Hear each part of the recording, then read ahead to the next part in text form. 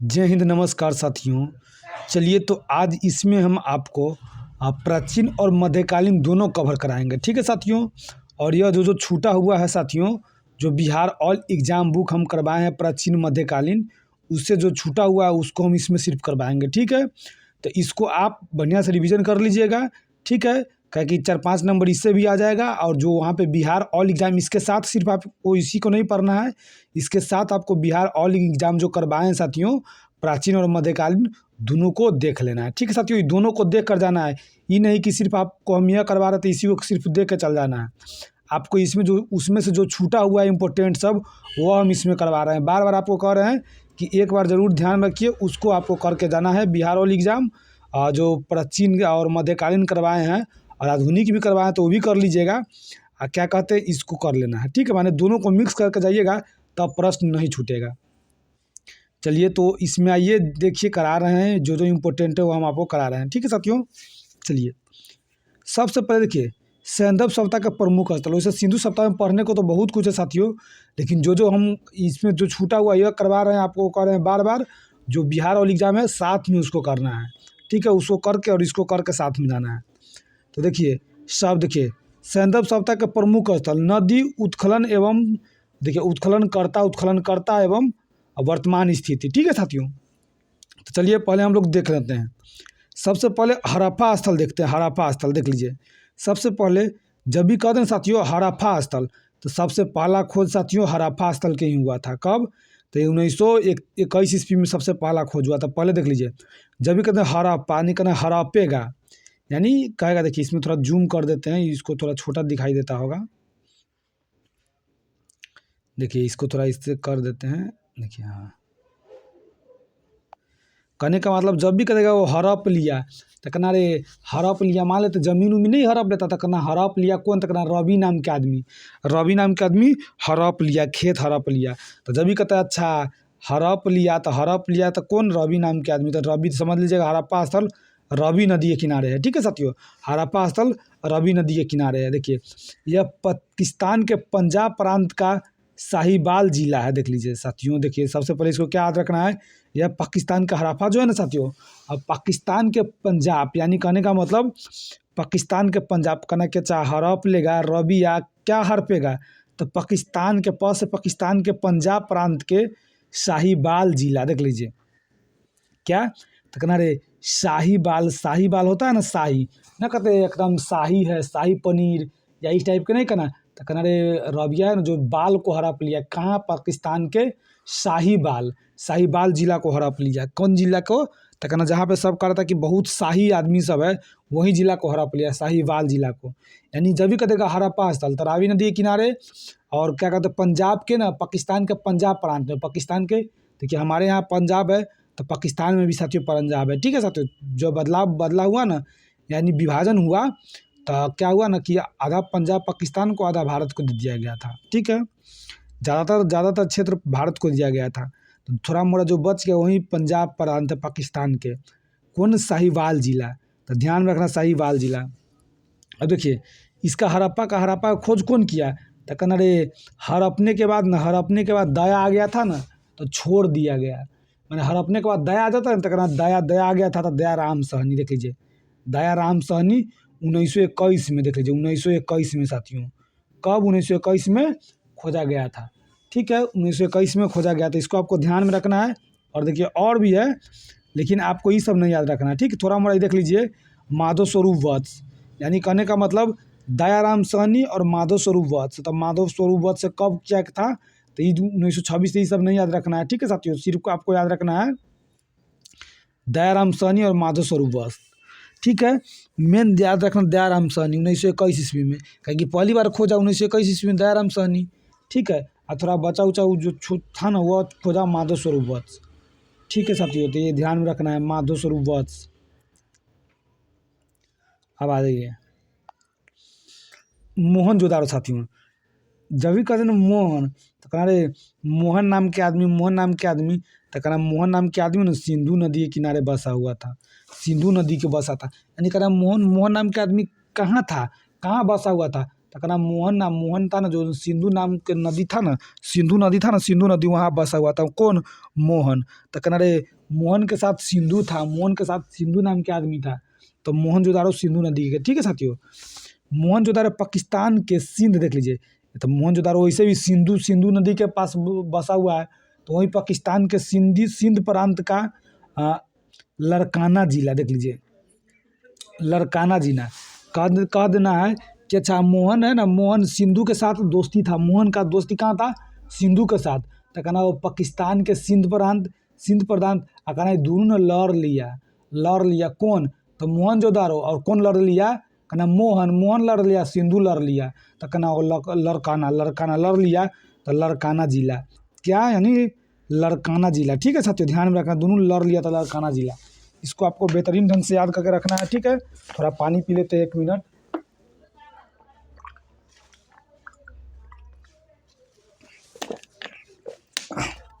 चलिए अब आगे आ जाइए। यानी कहने का मतलब मोहन था सिंधु जो के दोस्त था, सिंधु नदी, तो सिंधु कहाँ? तो पाकिस्तान के सिंध प्रांत के लड़काना जिला, यानी दोनों लड़ लिया, सिंधु और मोहन लड़ लिया। ठीक है, देख लीजिए।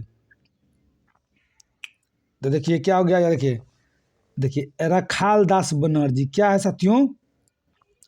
रखाल दास, देख लीजिए, रखाल दास बनर्जी, ध्यान में रखना है क्या? रखाल दास बनर्जी। यानी कहना है ना, तो ये दोनों ना एगो सामान रखने के लिए ना, मान लेते मोहनजोदारो खोदाया, तो सामान रखने के लिए ना, रखने के लिए नहीं, दोनों में लड़ाई हो गया था। माना होता ना कि ये बोला कि सामान हम रखेंगे, ये बोला कि हम रखेंगे, तो दोनों रखने के लिए लड़ाई हो गया। तो देखिए रखाल देख लीजिए, रखने के लिए तो रखाल दास बनर्जी। कब? 1921 में हड़प्पा, 1922 ईस्वी में इसको खोजा गया। ठीक है साथियों, तो रखाल दास क्या हो जाएगा? रखाल दास। माने दोनों का लड़ाई कब हुआ, क्यों हो गया? कोई सामान रखने के लिए। मान लेते हैं खुदाई हुआ था मोहनजोदारो, तो उसमें से कुछ सामान निकला, तो रखने के लिए दोनों लड़ाई कर लिया। ये बोला कि हम रखेंगे, ये बोला हम रखेंगे, तो रखने के लिए लड़ाई हो गया। ठीक है साथियों, तो इसको आपको ध्यान में रखना है। हड़प्पा बहुत इंपॉर्टेंट है, रावी नदी के तट पर है, पाकिस्तान के पंजाब प्रांत के साहिवाल जिला में। ठीक है साथियों, इसका खोज कौन किया था? तो दया आ गया था ना, हड़पने के बाद दया आ गया, तो छोड़ दिया गया था दयाराम साहनी और माधव स्वरूप वत्स। दयाराम साहनी का 1921 ईस्वी में। मोहनजोदारो सिंधु के साथ रहता था, सिंधु नदी पाकिस्तान के सिंध प्रांत में, और लड़काना दोनों लड़ लिया था क्यों? कोई सामान रखने के लिए। तो रखाल दास का 1922 ईस्वी में। ठीक है, अब आ जाइए, बाकी नहीं याद करना, बाकी इधर आइए। अब आ जाइए, जब भी कह दिन साथियों, कालीबंगन बहुत ही इंपॉर्टेंट है साथियों, कालीबंगन बहुत इंपॉर्टेंट है। तो कह देना है कि कालीबंगन किस नदी के तट पर है? तो कहना रे कालीबंगन घघर नदी के तट पर है, घघर नदी। तो कहना काली जी ना, हमारे घर के बगल में काली जी का मूर्ति बनल है, काली जी का मूर्ति। तो घघर यानी कहना घघर, यानी कहना घर पर ही, घर लमन, घर के पास ही किसका मूर्ति बना हुआ है? तो काली माता का। तो क्या ध्यान में रखना है?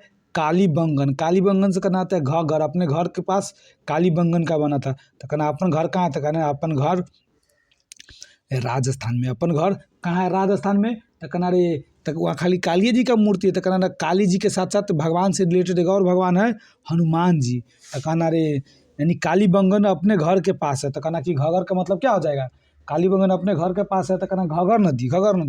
कहना कालीबंगन कहाँ है? तो कहना राजस्थान के कौन जिला?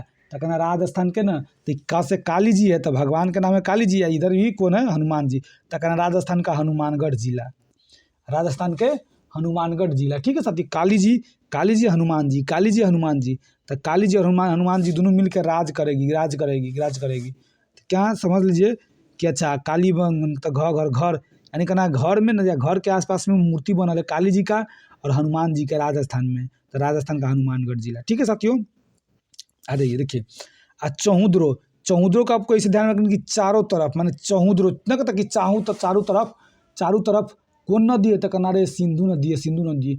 चौहुद्रो का हो जाएगा चारों तरफ कौन सा नदी है? तो कहना चौहुद्रो कह रहा था, कहना है कि चारों तरफ कौन नदी है? तो सिंधु नदी है। ठीक है साथियों, इस तरह से उसको थोड़ा ध्यान में रख लेना है। बाकी आ जाइए, देखिए ये देखिए रोप पर, तो आपको मालूम है ना कि रोपनी करने कहाँ गए थे, तब पंजाब में। रोपनी करने कहाँ गए थे, तब पंजाब में। ठीक है साथियों, तो कहना रोपनी कर जाएंगे पंजाब में, तो रोपर के आसपास में कौन सा नदी, तो कहना सतलज नदी है, सतलज नदी। सतलज नदी, क्या ध्यान रखना है, रोपनी करने गए तो किस नदी से पानी मिल रहा है, तब रोपनी करना पड़ रहा है, तो कहना सतलज नदी से पानी आता है, उसी को रोपनी करते हैं, तो रोपर। ठीक है साथियों, अब आ जाइए। अब जब भी कहते लोथल, साथियों लोथल बहुत इंपॉर्टेंट है। लोथल साथियों बहुत ज़्यादा इंपॉर्टेंट है, तो इसको क्या ध्यान में रखना है, लोथल किस नदी के तट पर है, तो जब भी कहेगा ना लोथल किस नदी के तट पर है, तो देख लीजिए कहना कि ना लोथल, जब भी लोथल है ना, तो कहना कि भोगवा नदी, भोगवा नदी। भोगवा के कहते हैं कि भागवा, मैंने भोगवा को हम लोग कहेंगे भागवा। कि करे लोथल घूमने गए ना, तो वहाँ पे नदी था, तो नदी को देख के हम लोग भाग आए।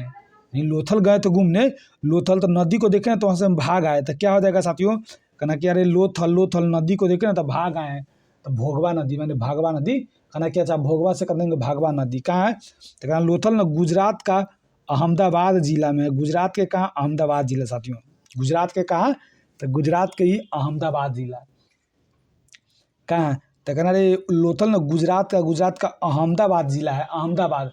कहना ना लोथल बहुत अहम शहर है, गुजरात का अहम शहर है, अहम शहर। तो कहना अच्छा लोथल, जब भी साथियों ध्यान में है ना लोथल, तो कहना लोथल गए थे, वहाँ पे देखे नदी देखने गए, बहुत ज़्यादा नदी था, बहुत स्पीड से नदी चलते आ रहा था, तो भागना पड़ा। तो भाग के कहाँ, तो कहना वो गुजरात में, कहना भागना पड़ा रात में, तो कहाँ रात से जाएगा गुजरात के कहाँ, अहमदाबाद। चलिए अब आ जाइए। यह साथियों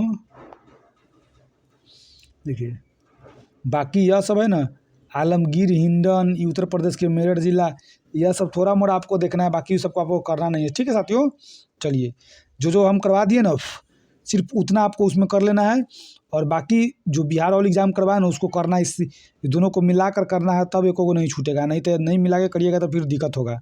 ठीक है साथियों, तो इसको आपको इस तरह से देख लीजिए। अब आ जाइए, यह जब भी कह दे राखी गढ़ी, तो राखी गढ़ी कहाँ है, हरियाणा में है साथियों, राखी गढ़ी हरियाणा में। ठीक है साथियों, इसको थोड़ा मोड़ा आपको ध्यान में रखना है। चलिए अब आ जाइए, इसको छोड़िए, अब इधर आइए।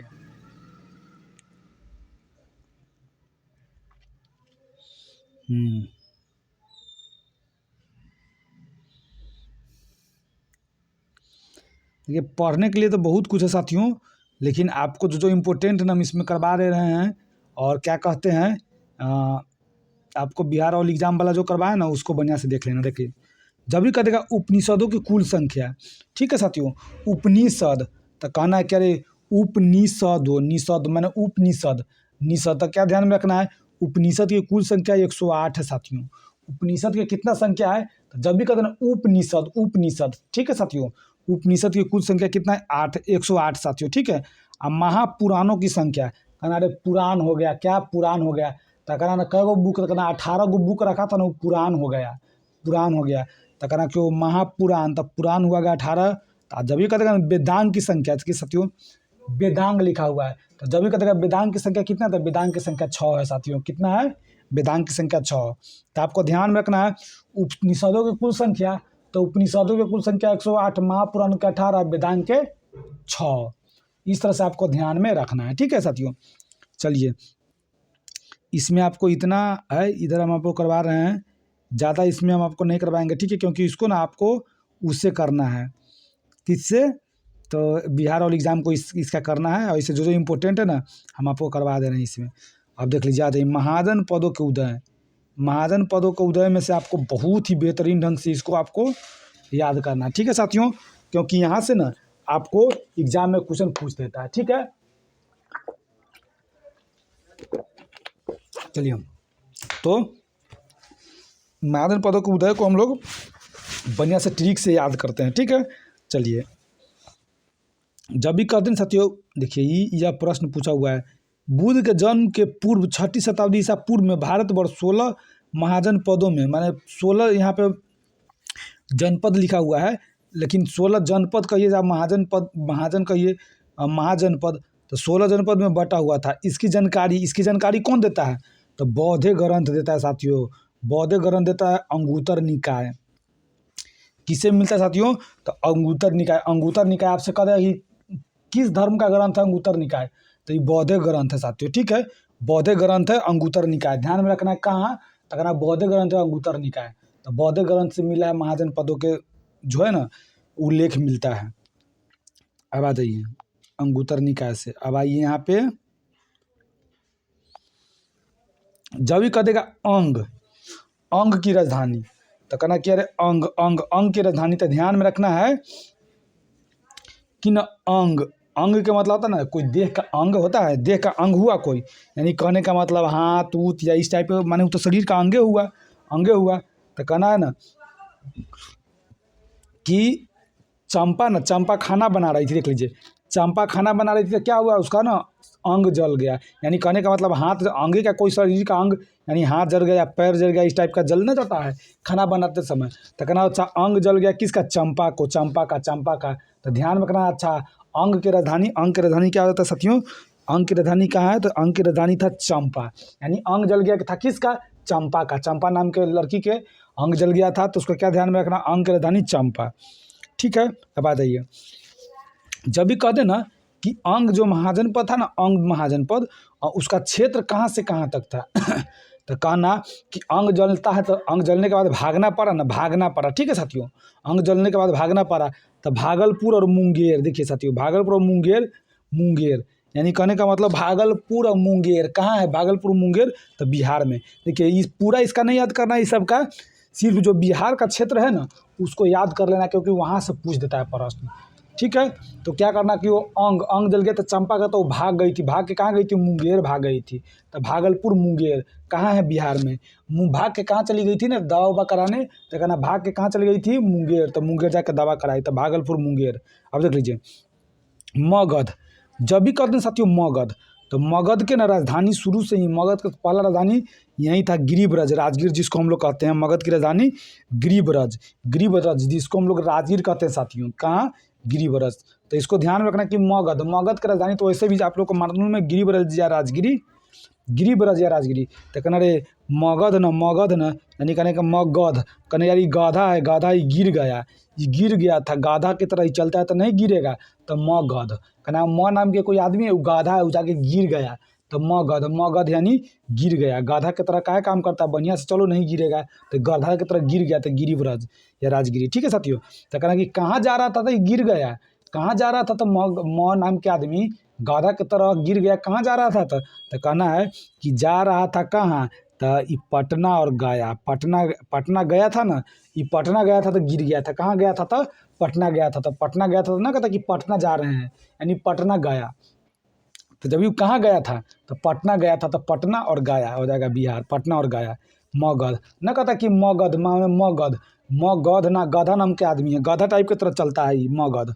ठीक है, तो कहना कि गिर गया, तो गिर गया था तो गिरिब्रज या राजगिरी कहना है, कहना कि गिरिब्रज या राजगिरी। तो कहना कि कहाँ गया था तो गिर गया था, तो कहना पटना, पटना, पटना, पटना और गया था तो गया, पटना गया, पटना गया बिहार। ठीक है साथियों, इस तरह से आपको इसको ध्यान में रखना है।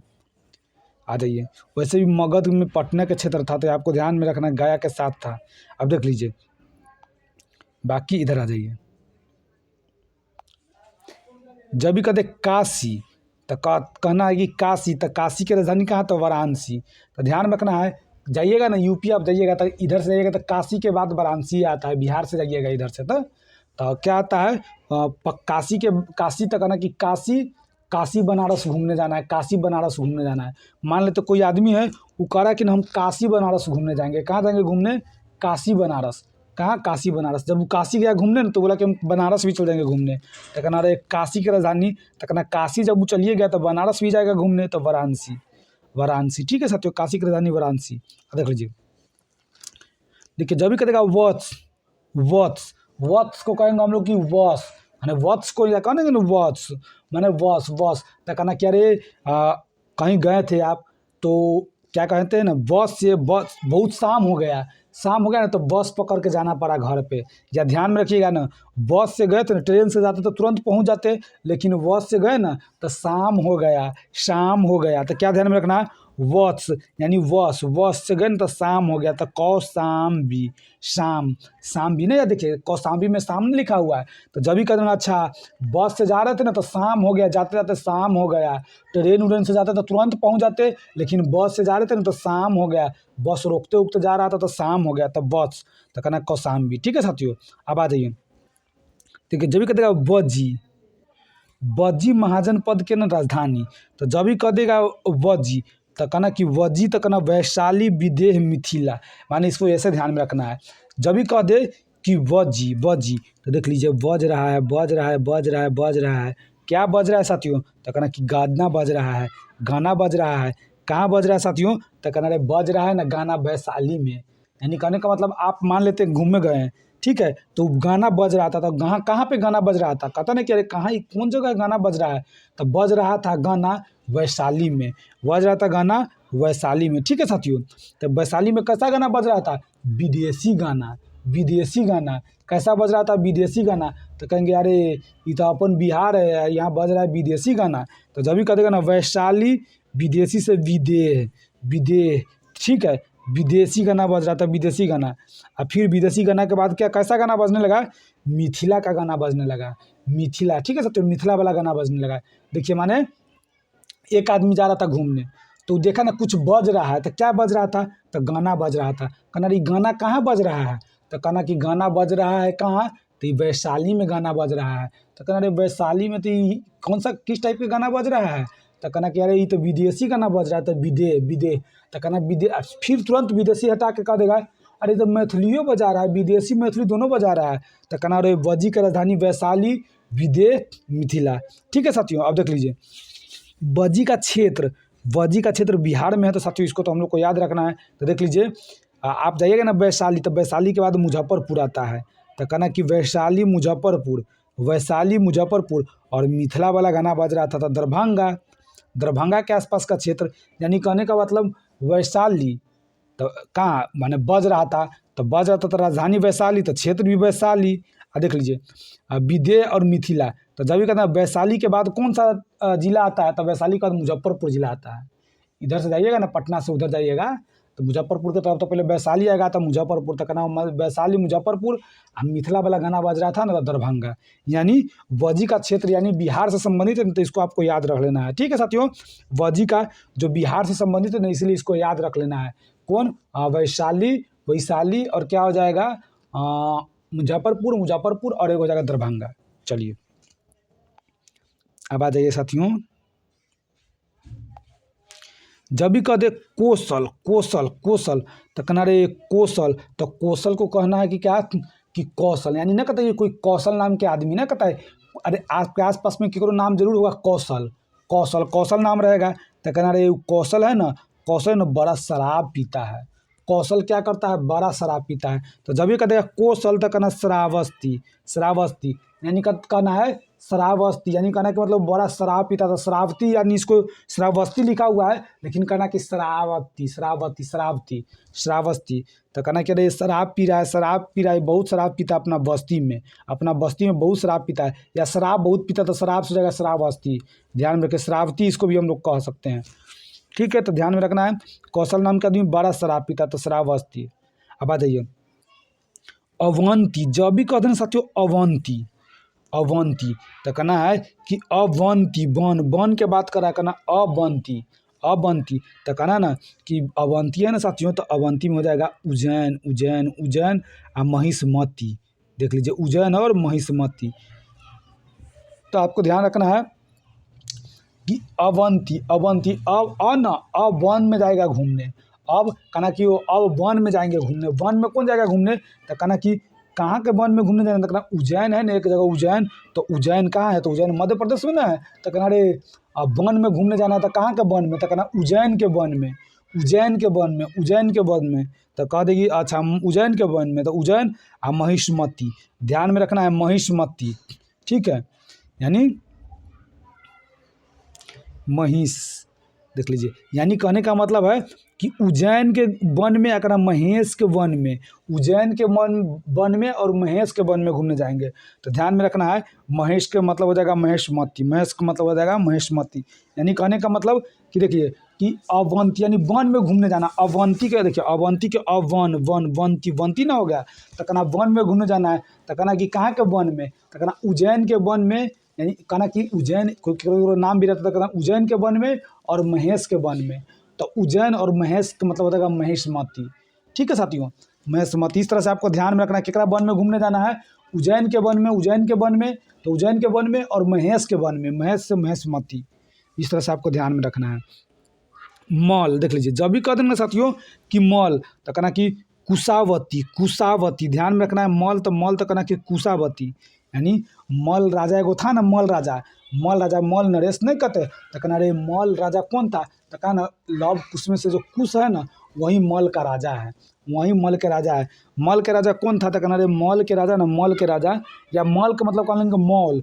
मॉल में कौन जाएगा सामान खरीदने, तो कहना अरे कुश नाम के कोई आदमी लव कुश नहीं रहता है, तो कहना शंकर जी के सॉरी गणेश इसका राम जी का लड़का है ना कुश, तो कहना अरे कुश गया था घूमने कहाँ, मॉल में। तब मॉल जब भी कहेगा ना मॉल तो मॉल कहना कि या कहना मॉल में जाएंगे तो बहुत खुश रहेगा आदमी।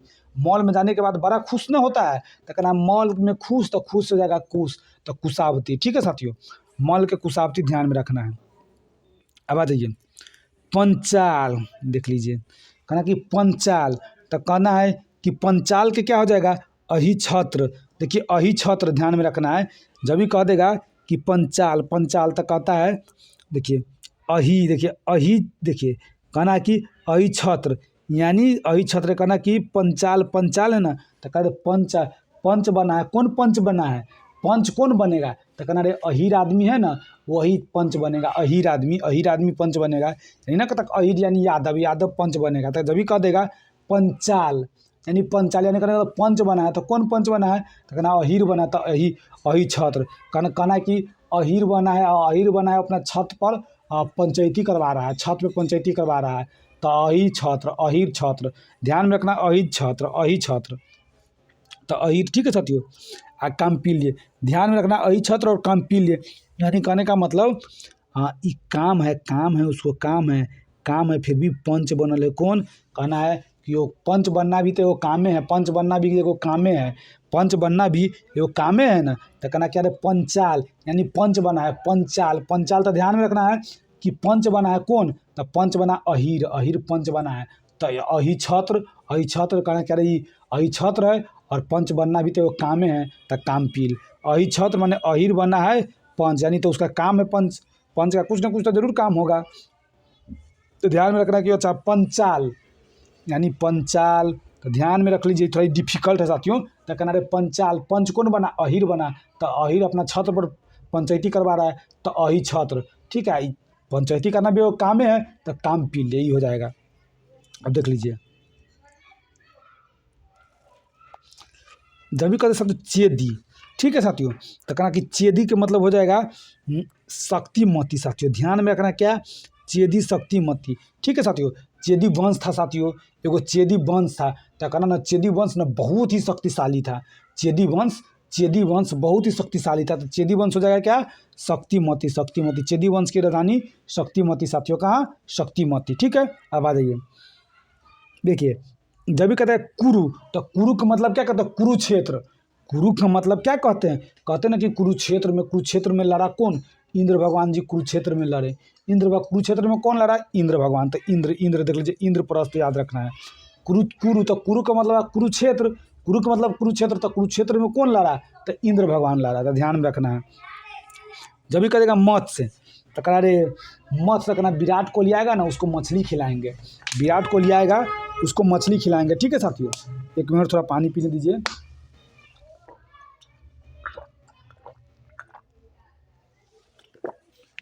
बोलने पर थोड़ा ज़्यादा गला सूखने लगता है। चलिए, जब भी कहते साथियों मस्त यानी देखिए मत्स्य का मतलब मछली, कहना रहे मछली किसको खिलाएंगे, विराट कोहली के, तो विराट नगर।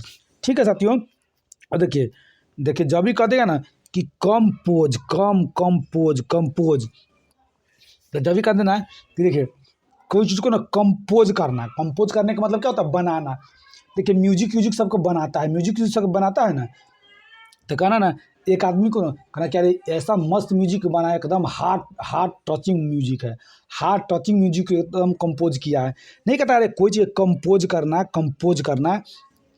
नहीं कहता म्यूजिक कंपोजिंग करना या कोई चीज़ को बनाने का मतलब कंपोज करना। ठीक है साथियों, तो कहना क्या अरे कंपोज कर रहा है, ऐसा कंपोजिंग किया ना, ऐसा कंपोजिंग किया कि एकदम हार्ट टचिंग सॉन्ग कंपोज कर दिया, हार्ट टचिंग सॉन्ग बना दिया। तो जब भी कहता है कंपोज कर दिया, बेस्ट कंपोज कर दिया हार्ट, तो हार्ट तक। ठीक है साथियों, ठीक है। तो क्या ध्यान में रखना, हाँ कंपोज, तो कंपोज यानी कंपोज कर देंगे इसको, कंपोज को कर देंगे कंपोज या ऐसे भी आप इसको याद ध्यान में रखिएगा। माने ये इसको हम कंपोज करके याद करवा दिए, माने वैसे भी आप रखिएगा कि कंपोज।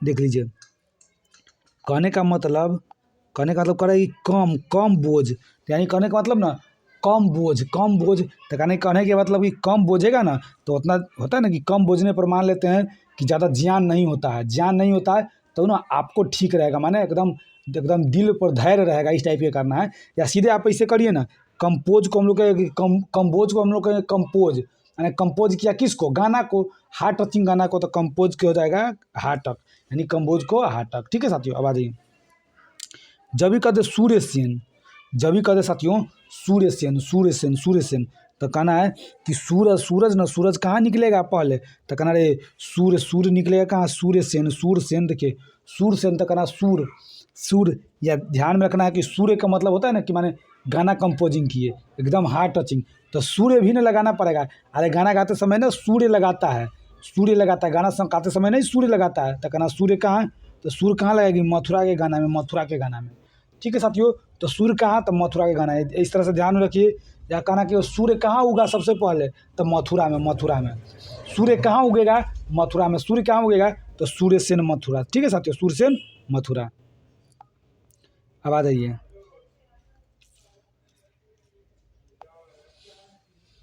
हो गया। अब किधर गया, असमक साथियों। देखिए जब भी करेगा असमक हम लोग कहेंगे असम, असमक को हम लोग क्या कहेंगे, असम। देख लीजिए असमक को असमक लिखा हुआ ना, असमक, तो कहना ना असमक को हम लोग कहेंगे असम। ठीक है साथियों, तो देख लीजिए कहना है कि पोटली या पोतन। देख लीजिए पोटली या पोतन, यानी ध्यान में रखना है ना कि असम की जो राजधानी ना साथियों असम से हो जाएगा असमक। असम से देखिए असम क के ना रहता, क रहता, असम ना लिखा था, असम होता था, लेकिन हम लोग कहेंगे असमक माने असम। तो कहना कि ना असम में ना पोत है पोतन, यानी याद ध्यान रखिए कि वो असम जो था ना उसका पतन हो गया था, असम हो गया था उसका पतन हो गया। ठीक है साथियों, पतन हो गया। ठीक है, तो क्या ध्यान में रखना है कि किसका पतन हो गया, तो असम था ना उसका पतन हो गया, तो पतन या पोतली ध्यान में रखना है। प से पतन, प से पोतली, पतन पोतली, तो कहना कि पोटली तो ध्यान में रखना है पतन हो गया या पोटली हो गया, पतन या पोटली, यानी कहने का मतलब असम का पतन हो जाता है, तो पतन से हो जाएगा पोतन, यानी पतन से हो जाएगा पोतन। तो कहना है कि जब पतन हो गया ना तब पोट यानी होता है ना पोट, तो कहना है एयरपोर्ट, तो एयरपोर्ट टाइप सबका नहीं होता है, तो ध्यान में इसे भी आप इसको रख सकते हैं कि पतन का मतलब होता है ना विमान पतन, यानी विमान पतन, तो उसको विमान पतन को हम लोग क्या कहते हैं, विमान पतन, तो पतन कहते हैं, और उसको एयरपोर्ट भी कहते हैं। तो पोर्ट, तो पतन या पोर्ट, पतन उसको या पोर्ट कहेंगे ना, कहते विमान पतनम, तो पतन या पोर्ट कहेंगे। तो ध्यान में रखना है पतन या पोटली। ठीक है, जब भी कह देगा ना गोदावरी नदी क्षेत्र, माने दक्षिण भारत का एकमात्र जनपद, था असम। देखिए असम पूर्वी राज्य है, लेकिन हम लोग कहेंगे अच्छा यह ना असम नहीं अस्मक न है, तस्मक है, पोतन या पोटली। ठीक है साथियों, यानी दक्षिण भारत का एकमात्र जनपद था कौन, असमक ध्यान में रखना है, गोदावरी नदी के तट पर था, गोदावरी नदी क्षेत्र में। और जब भी कहता है गंधार, यानी कहने का मतलब गंधार, तो जब भी कहते हैं ना गन सब में गन कौन रख लेता है, गंधार, माने गन धैले रहता है कौन, गन सब कौन धैले रहता है, तो कहना तक्षशिला के आदमी ना गन धैले रहता है। तक्षशिला अभी कहाँ है साथियों, अभी वर्तमान में पाकिस्तान में, तक्षशिला अभी कहाँ है वर्तमान में पाकिस्तान में, तो वहाँ का आदमी क्या रख लेता है, गन रख ले रहता है, आतंकवादी सब अधिकांश है वहाँ। तो कहना रे गंधार, देखिए गंधार कहाँ है, तो गन धर लेता तक्षशिला, तो कहना गंधार तक्षशिला हो जाएगा। ठीक है साथियों, चलिए अब आ जाइए यह उसको इम्पोर्टेंट बहुत है साथियों, वहाँ से पूछता है प्रश्न, तो उसको आप लोग को कर लेना है। अब आ जाइए,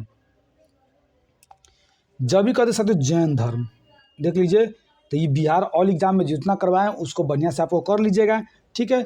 और थोड़ा मोड़ा जो है इसको हम इसमें करवा देते हैं। देखिए, जब भी कहेगा जैन धर्म के संस्थापक एवं प्रथम तीर्थंकर, तो जैन धर्म के संस्थापक और प्रथम तीर्थंकर कौन है? कहना ऋषभ देव है, ऋषभ। कहना रे ऋषभ पंत क्रिकेटर ना है, वही जैन धर्म को मानता है, वो जैन धर्म को मानता है, तो कहना ऋषभ देव, ठीक है, प्रथम। अब देख लीजिए, जैन परंपरा का सर्वाधिक लोकप्रिय ग्रंथ, तो कौन है? कल्पसूत्र साथियों। देखिए, यह हम इसे करवाए हैं, यानी जब भी कहेगा ना जैन परंपरा का सर्वाधिक लोकप्रिय ग्रंथ, तो सबसे लोकप्रिय ग्रंथ कौन है? तो कहना सब जैन धर्म में सबसे पहले जाने से पहले क ख ग पढ़वाता है, तो क से तो कह जाए, क से कल्पसूत्र, कल्पसूत्र, ठीक है। यानी कहने का मतलब सूत्र याद करने से पहले ना क पढ़वाता था, कल्पसूत्र, कल्पसूत्र। चलिए आ जाइए साथियों, अब देखिए इस सब को आपको जो है ना, ये सब लगभग हम आपको इसमें करवा दिए हैं, जो इम्पोर्टेंट है ना उसको हम आपको करवा दे रहे हैं। देख लीजिए, वैसे तो ये सब इम्पोर्टेंट है साथियों, लेकिन अब जो टाइम है उसके हिसाब से ना आपको बिहार ऑल एग्जाम है इसको मिक्स करके पढ़ना है। बार बार बिहार ऑल एग्जाम के कह रहे हैं, तब जाके नहीं छूटेगा आपका प्रश्न। तो देख लीजिए, ये सब आपको थोड़ा मोड़ा करना। महावीर 24वें तीर्थंकर था, इसको थोड़ा मोड़ा ध्यान में रखना है। महावीर का जन्म ना 540 ईसा पूर्व में कुंडल ग्राम, माने गांव में हुआ था जन्म, ग्राम में हुआ था, वैशाली, ठीक है। इसके पिता सिद्धार्थ ज्ञात्री कुल के सरदार थे। ज्ञात यानी कहना कि ज्ञात, कहना ज्ञान बहुत था, ज्ञान बहुत था किसको? महावीर के पिता को, तो ज्ञात्री कुल के सरदार, ठीक है। इस सब के आ जाइए, आपको यहाँ हम आपको करवा रहे हैं, इधर आ जाइए, हाँ यहाँ देख लीजिए। जो तीर्थंकर है ना साथियों, जो तीर्थंकर है, इंपॉर्टेंट तीर्थंकर, उसको हम आपको याद करवाते हैं, ठीक है साथियों। जो मेन तीर्थंकर है उसको हम आपको याद करवाते हैं। आ जाइए, प्रमुख जैन तीर्थंकर देख लीजिए, तीर्थंकर देख लीजिए, तीर्थंकर इसको कह सकते हैं, तीर्थंकर या तीर्थंकर कहते हैं। देखिए, तीर्थंकर या तीर्थंकर, या ऐसे भी कुछ भी कह सकते हैं। यानी कहने का मतलब प्रमुख जैन तीर्थंकर और उनके प्रतीक भी आपको याद रखना है। तीर्थंकर और उसका प्रतीक क्या है साथियों, उस प्रतीक को आपको भी याद रखना है। तो देख लीजिए, जब भी कहेगा प्रथम, तो प्रथम कौन है? तो प्रथम ऋषभ देव था साथियों। तो कहना जो प्रथम ऋषभ देव था ना, या ऋषभ देव को हम लोग कहेंगे प्रथम था ऋषभ पंत। तो कहना क्या रे, ऋषभ पंत ना सांड पे बैठ के घूमता है, सांड पे। यानी कहने का मतलब ऋषभ पंत जो क्रिकेटर है ना साथियों, वो क्या चीज़ पर बैठ, या कहना किसको पालता है? तो कहना उस सांड को पालता है। किसको पालता है?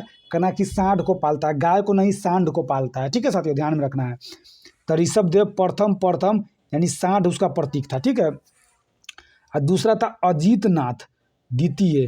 तो कहना कि अजीत माने अजीत इसलिए नाम था कि इससे कोई नहीं जीतता था, सब पराजित हो जाता था, इससे कोई नहीं जीता था। दूसरा था अजीत, तो दूसरा था अजीत, जिसका ना क्यों नहीं जीता था? इससे कोई, यानी इसके पास हाथी था, तब ना ये जीत जाता था, दूसरा नहीं जीता था, तो हो जाएगा अजीत। तो क्यों? तो इसके पास हाथी था इसीलिए।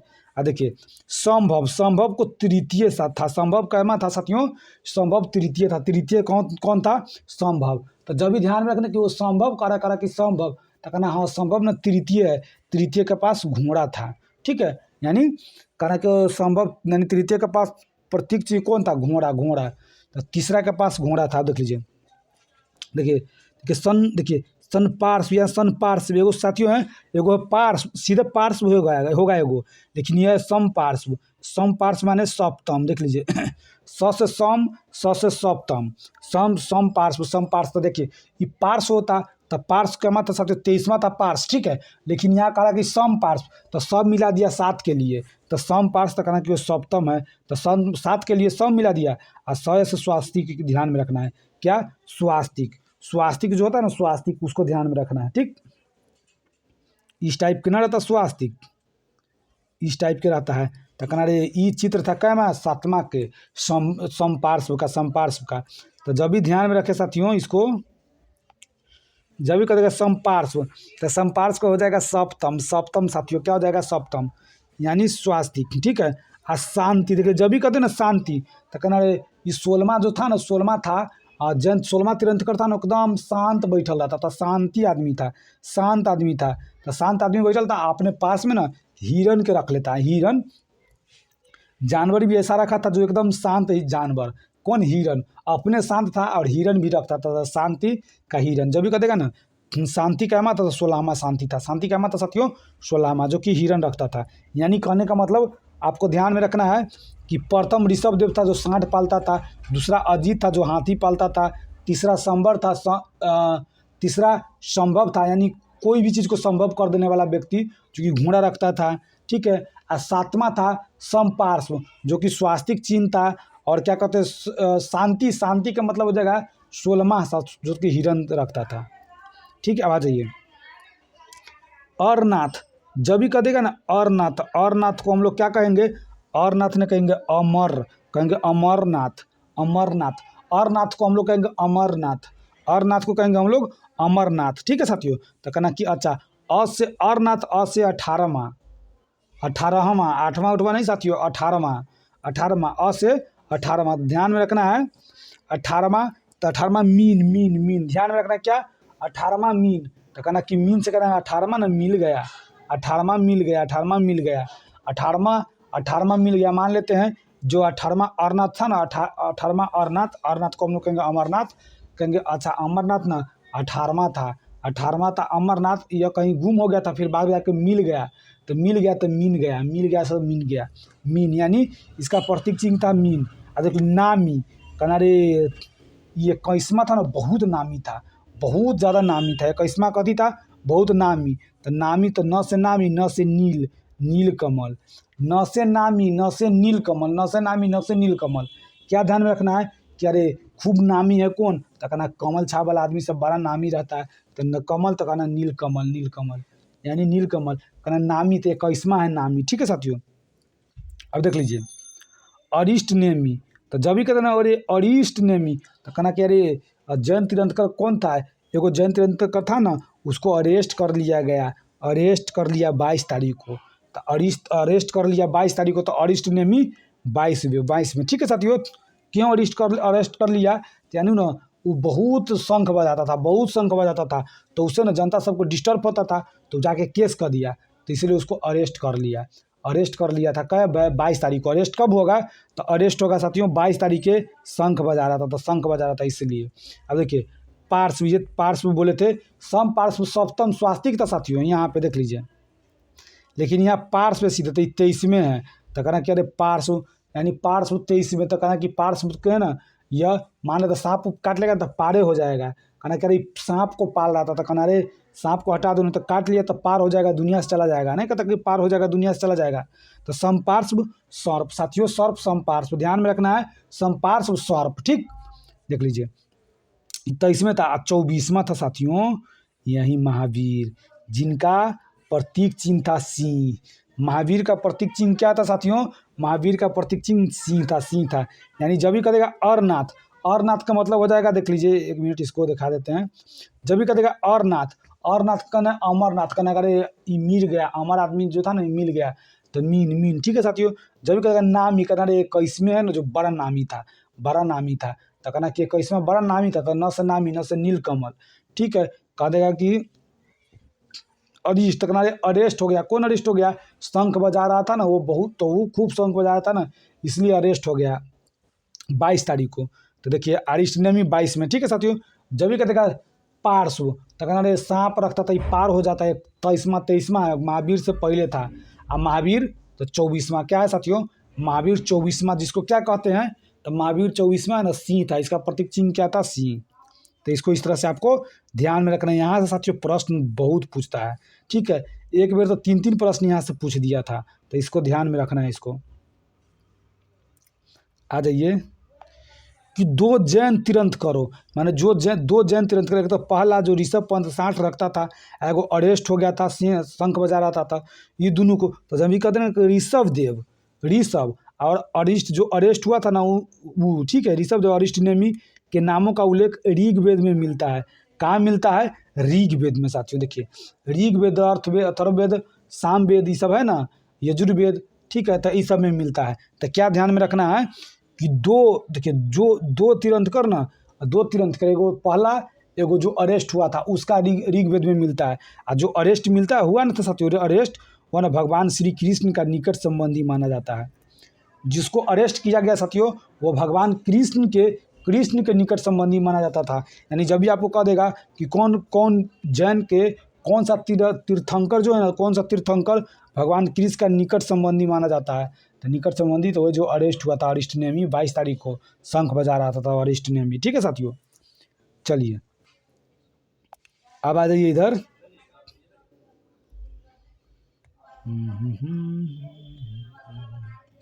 देखिए अब आइए यहाँ पे। हाँ, जैन संगीतिया, देखिए कैसे बौद्ध संगीतिया इंपॉर्टेंट है साथियों, बौद्ध संगीतियाँ बहुत इंपॉर्टेंट है, उसी प्रकार से यह जैन संगीतिया भी बहुत इंपॉर्टेंट है। तो जैन संगीति के आपको ध्यान में रख लेना है। देख लीजिए कहाँ से कहाँ जाता है। यानी जैन संगीतिया जब भी ध्यान में रखना साथियों, जैन संगीतियाँ। तो देख लीजिए प्रथम जैन संगीति, जब भी कहते हैं साथियों प्रथम जैन संगीति और द्वितीय जैन संगीति, दो ही गो जैन संगीति हुआ था साथियों। कै गो? दो ही जैन संगीति हुआ था। तो जब भी कहेगा प्रथम जैन संगीति तो कहना रे प्रथम जैन संगीति हुआ था ना, तो उसे 300 रुपया खर्च हुआ, और दूसरा हुआ था ना उसमें 512 रुपया खर्च हुआ था। पहला हुआ था कितना, तो कहना पहला हुआ था 300 रुपया खर्च हुआ था, तो माने 300 ईसा पूर्व, 300 से हो जाएगा 300 ईसा पूर्व। और दूसरा हुआ था तो 500 खर्च हुआ था, 512 ईसा पूर्व, 512 रुपया खर्च हुआ था 512 ईसा पूर्व। और कहना पहला में जहाँ 300 खर्च हुआ 300, तो कहाँ, तो कहना पहला पाटलिपुत्र में। और देख लीजिए जहाँ 500 खर्च हुआ ना, तो कहना रे बिहार में रहता तो 300 खर्च होता, लेकिन बिहार से बाहर चला गया था, बल भी गुजरात में, तो फिक्स है, तो 512 रुपया खर्च होगा ही। तो जब ये कह देगा कि 512 ईसा पूर्व में द्वितीय बौद्ध संगीति कहाँ हुआ था, तो कहना है कि एकदम 500 रुपया खर्च करके बल का प्रयोग किया गया था, 500 रुपया खर्च करके बल का प्रयोग किया गया था। तो बल भी ठीक है साथियों। या कहना वो बल्लभ भाई पटेल ना, सरदार वल्लभ भाई पटेल के वहाँ, तो यानी कहना कि अच्छा वल्लभ भाई पटेल के वहाँ, तो वल्लभ भाई पटेल कहाँ के थे, तो गुजरात के, तो बल भी गुजरात। अब कह देगा प्रथम अध्यक्ष कौन था, तो कहना रे 300 जो हुआ था ना वो स्थल पर बैठ के हुआ था। स्थल पर बैठ के क्या कहते हैं ना, यह बौद्ध संगीति हुआ था, स्थल पर बैठ के बौद्ध संगीति हुआ था। ठीक है साथियों, स्थल पर बैठ के बौद्ध संगीति हुआ था। अब यहाँ पे ना क्या कहते हैं, दूसरा बौद्ध संगीति में कहना ना कुछ मिस्टेक हो गया था, जिसके कारण वहाँ पे क्षमा मांग लिया था, वहाँ के अध्यक्ष क्षमा मांग लिया था। यानी कहने का मतलब जब प्रथम बौद्ध संगीति हुआ था ना, तो कहना कि वहाँ का अध्यक्ष तक स्थल पर करवाया था, भूमि पर कह रहा था कि नीचा में करना है भूमि पर, तो भूमि पर करवाया था। तो स्थल पर तो स्थूल भद्र हो जाएगा साथियों, स्थूल भद्र। ठीक है, स्थूल पहले कहना कि स्थूल स्थल है, स्थूल भद्र, पहले स्थल आना चाहिए तब भद्र बाद में, तो स्थूल भद्र। ठीक है। और द्वितीय बौद्ध संगीति तो कह देना कि अच्छा द्वितीय बौद्ध संगीति में ना क्षमा मांग लिया था उसका अध्यक्ष, यानी कुछ गलती हो गया था, क्षमा श्रवण। ठीक है, यानी ध्यान में रखना है इसको। कैसे आपको ध्यान में रखना है, कहना है कि प्रथम बौद्ध संगीति 300 ईसा पूर्व में 300 रुपया खर्च हुआ। कहाँ हुआ था, पाटलिपुत्र में 300 रुपया खर्च। कहना कि कहाँ पे बैठाया गया था, तो स्थल पर बैठाया गया था, स्थूल भद्र। दूसरा में 512 रुपया खर्च हुआ, तो 512 ईस्वी कौन खर्च किया था, तो वल्लभ भाई पटेल, तो बल भी गुजरात में। ठीक है, थोड़ा मोड़ा दिक्कत हो गया तो माफ़ी मांग लिया, क्षमा मांग लिया, तो क्षमा श्रवण, दूसरा अध्यक्ष क्षमा श्रवण। ठीक है साथियों, अब आ जाइए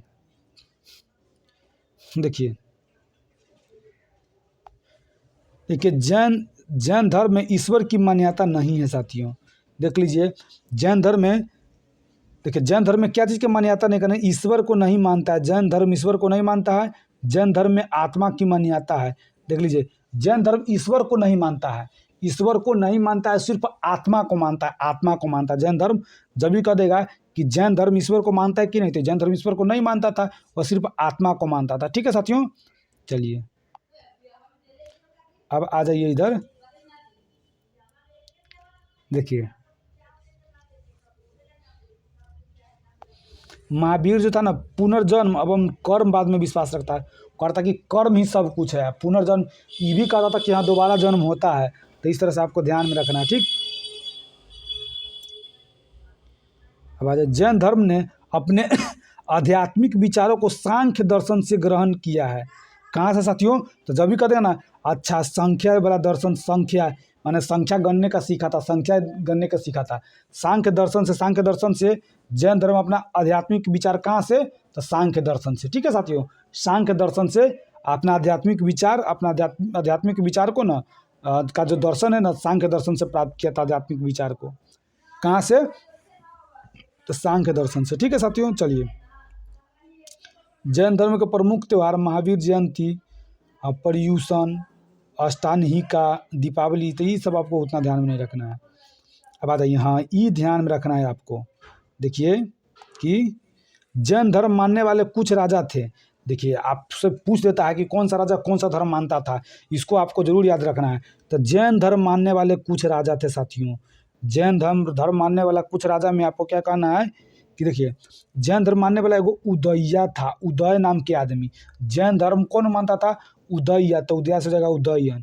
तो जब उदय्या मान रहा था ना, तो उदय्या को कहेंगे कि जैन धर्म तुम क्यों मानते हो, उसको बंद कर देना है। तो बंद राजा, यानी उदया था ना, ये राजा था, लेकिन इसको बंद कर दिया। क्यों? क्योंकि उसको बोला कि तुम जैन धर्म नहीं मानो, हिंदू धर्म मानो। तो इसको क्या किया ना, उदय्या को बंद कर दिया था, बंद राजा। ठीक है साथियों, लेकिन फिर ये उदय्या बंद था ना, इसको छुड़ाने आ गया चंद्रगुप्त मौर्य। यानी कहने का मतलब साथियों, अशोक भले बौद्ध धर्म मानता था, अशोक के बाप माने पिताजी मानता था, आजीवक संप्रदाय को मानता था, जो बिंदुसार था। लेकिन फिर बिंदुसार का बाप जो था माने अशोक के बाबा चंद्रगुप्त मौर्य, वो क्या मानता था? तो वो मानता था जैन धर्म साथियों। यानी पहले जैन धर्म चंद्रगुप्त मौर्य माना, उसके बाद उसका बेटा बिंबिसार क्या माना? तो वो आजीवक संप्रदाय को। फिर उसका बेटा अशोक क्या माना? बौद्ध धर्म को। चलिए, तो जब भी कहते ना कि उदय्या ना जैन धर्म को माना, तो उसको बंद कर दिया गया। तो बंद राजा। चंद्रगुप्त मौर्य, जब भी कहते ना चंद्रगुप्त मौर्य, तो चंद्रगुप्त मौर्य जैन धर्म को ही मान रहा था। ठीक है साथियों, देखिए कलिंग नरेश खारवेल, जब भी कहते हैं साथियों कलिंग का नरेश, कलिंग विजय कौन किया था?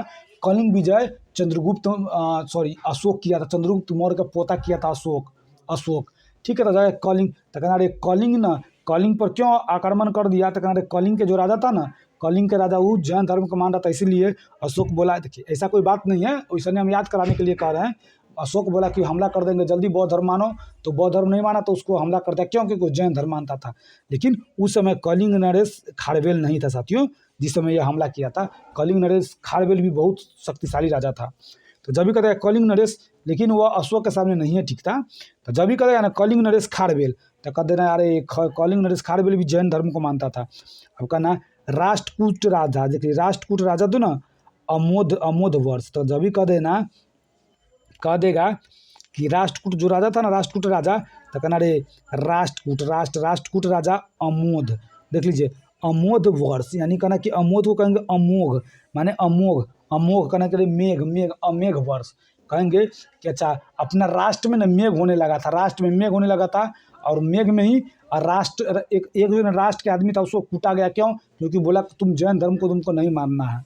तो जब भी कहेगा राष्ट्रकूट राजा अमोघ, देखिए अमोघ वर्ष, तो कहना अमेघ, यानी कहना मेघ सालों भर बरस रहा है, किसके कृपा से? जैन की कृपा से। तो कहना राष्ट्रकूट राजा अमोघ वर्ष, तो कहना जैन धर्म को ही मानता है। कहना कि चंदेल शासक, यानी चंदेल शासक भी ना, जितना चंदेल शासक था साथियों, वह जैन धर्म को ही मानता था।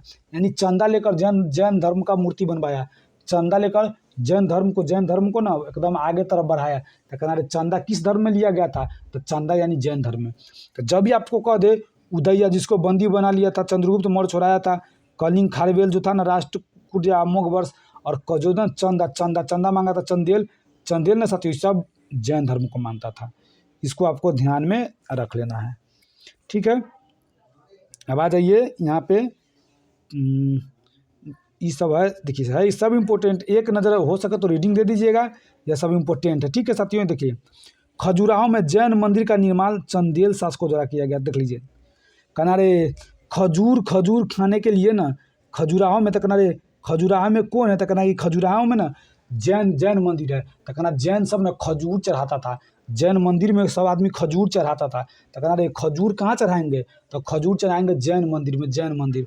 तो जब भी कह देगा खजुराहो में जैन मंदिरों का निर्माण, तो कहना खजुराहो में जैन मंदिर का निर्माण चंदा लेकर किए थे। या ध्यान में रखिए चंदा लेके खजूर कीने थे, किसके लिए? तो चंदा लेके खजूर कीने थे किसके लिए? तो जैन के लिए, जैन धर्म के लिए। तो इसको आपको ध्यान में रखना। ठीक है साथियों, अब देख लीजिए,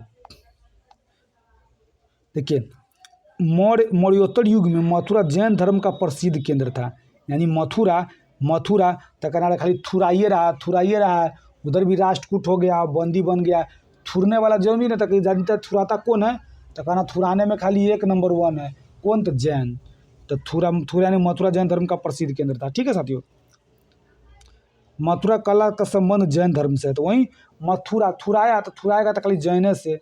ठीक है, देखिए जैन तीर्थंकर की जीवनी न भद्रबाहु द्वारा रचित कल्पसूत्र में है। देखिए कल्पसूत्र है ना, कौन लिखा है? तो देखिए भद्रबाहु। देखिए भद्रबाहु का अपना बाह से यानी हाथ से लिखा था भद्रबाहु कौन लिखा था? हाथ से कल्पसूत्र लिखा था। ठीक है साथियों, अब देख लीजिए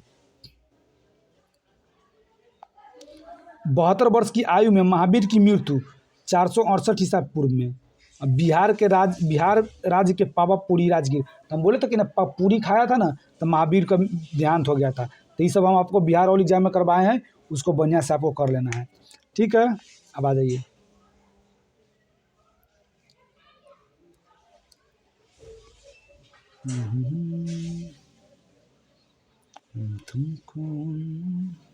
चलिए अब आ जाइए। अब बौद्ध धर्म में हम लोग देखते हैं, ठीक है साथियों, बौद्ध धर्म देखते हैं। तो बौद्ध धर्म का जब भी बात हो साथियों, तो आपको क्या देख लेना है कि बौद्ध धर्म के संस्थापक कौन है? गौतम बुद्ध। इसे एशिया का ज्योतिपुंज कहा जाता है। ठीक है साथियों, लाइट ऑफ एशिया किसे कहा जाता है? एशिया के लाइट माने लाइट ऑफ एशिया किसे कहा जाता है? एशिया का ज्योतिपुंज। तो एशिया का ज्योतिपुंज गौतम बुद्ध को कहा जाता है। तो ये सब तो आपको ध्यान में रखना ही चाहिए। गौतम बुद्ध का जन्म 563 ईसा पूर्व में कपिल वस्तु के लुम्बिनी नामक स्थान पर हुआ था। उनके पिता सुधोधन शाह के गण के मुखिया थे। कहना रे सूद साग खाते थे। कौन? गौतम बुद्ध के पिताजी। तो देखिए यह बिहार वाले एग्जाम से जाके कर लीजिए साथियों, उसमें ही बेहतरीन ढंग से दिया हुआ है। ये सब हम करवाए हैं। इनकी माता माया देवी की मृत्यु देख लीजिए, उनके मृत्यु के जन्म के 7वें दिन हो गई थी। ठीक है, इसका लालन पालन इसकी सौतेली माँ जो ना प्रजापति गौतमी ने किया था। कौन किया था? प्रजापति गौतमी। ठीक है, तो देख लीजिए इनके बचपन का नाम क्या था? सिद्धार्थ। किनके बचपन का नाम सिद्धार्थ था? इनके बचपन का नाम सिद्धार्थ था। किसके? गौतम बुद्ध का। ठीक है, इनके पुत्र का नाम राहुल था। तो ये सब आपको थोड़ा मोड़ा देख लेना है, बाकी आपको वहाँ करवाए हैं, देख लीजिए। अब आ जाइए बुद्ध के जीवन से संबंधित बौद्ध धर्म के प्रतीक, है ना। बुद्ध के जीवन से संबंधित बौद्ध धर्म के प्रतीक में आपको हम याद करवा रहे हैं, देख लीजिए। तो जब भी कहेगा जन्म हुआ ना, तो जन्म के प्रतीक क्या चीज़ को माना जाता है? बुद्ध के जन्म के प्रतीक क्या चीज़ को माना जाता है? तो कहना है कि पहला सांड था। क्या चीज़ का? सांड था। जैन धर्म के ऋषभ देव का सांड, तो वही सांड और कमल कहना रे जन्म हुआ था ना, गौतम बुद्ध का जन्म कहाँ हुआ था? कमल पर। ठीक है साथियों, कमल पर जन्म हुआ था, बगल में सांड बैठल था। कमल पर जन्म हुआ, बगल में सांड बैठल था, यानी कमल एवं सांड। गिरी त्याग यानी घर को त्याग करेगा ना, तो घर कथी से? तो पैदल नहीं जाएंगे, कहना घोड़ा से ही चल जाएंगे। और ज्ञान की प्राप्ति कहाँ हुई थी साथियों? तो पीतल बोधि वृक्ष, जिसको पीतल का, देखिए बोधि वृक्ष क्या चीज़ का था? तो बोध के लिए पीतल का वृक्ष बहुत इंपॉर्टेंट है। तो पीतल बोधि वृक्ष, ज्ञान की प्राप्ति कहाँ? पीतल के पेड़ के नीचे, जिसको हम लोग बोधि वृक्ष कहते हैं। तो हो जाएगा ठीक। जब भी कहते प्रथम उपदेश, तो चक्र। ठीक है साथियों, निर्वाण तो पद चिन्ह। ठीक है, मृत्यु तो स्तूप। देखिए निर्वाण जब भी कहते हैं सब, तो निर्वाण तो कहना रे निर्वाण तो कहना कि चिन्ह बना देंगे। निर्माण करेंगे कोई चीज़ का, तो चिन्ह बना देंगे। तो निर्वाण ध्यान में रख लेना है। आप प्रथम उपदेश जिसको कहेंगे धर्म चक्र परिवर्तन, यहाँ चक्र सीधे लिखा हुआ है, तो चक्र। ठीक है, स्तूप जब भी कह देंगे ना, स्तूप हो जाएगा। तो कहना कि यह ना स्तूप क्या चीज़ का है? मृत्यु का क्या चीज़ है? तो मृत्यु में तो स्तूप ही बनता है। तो ध्यान में इसको रखना है। अब आ जाइए, देखिए ये सब है इम्पोर्टेंट। बाकी आपको ना क्या कहते हैं, थोड़ा मोड़ा आपको देखते चल जाना है। इस सबको देख लीजिए। बताना सर्वाधिक उपदेश कौशल देश की राजधानी श्रावती में। ठीक है, पहला उपदेश सारनाथ में दिए थे। ये सब हम आपको बता चुके हैं, उसमें जाके आपको देख लेना है। इनके प्रमुख अनुयायी, यानी कहने का मतलब है कि वो धर्म को मानने वाला कौन कौन थे? तो कहना है कि बिंबिसार। देखिए एगो है बिंदुसार। तो बिंदुसार है साथियों कौन?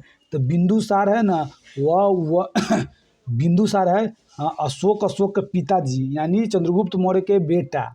ठीक है, बिंदु मात्र, जहर मात्र, बिंदु मात्र। ठीक है साथियों, लेकिन भीम कहना भीम बनेगा तो कहना कि हर्यक वंश के बिंबिसार।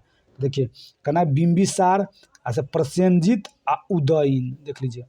तो जब भी करेगा ना उदयन, उदयन यानी कहने का मतलब उदयन दो चीज़ का मानता था, बौद्ध और धर्म दोनों।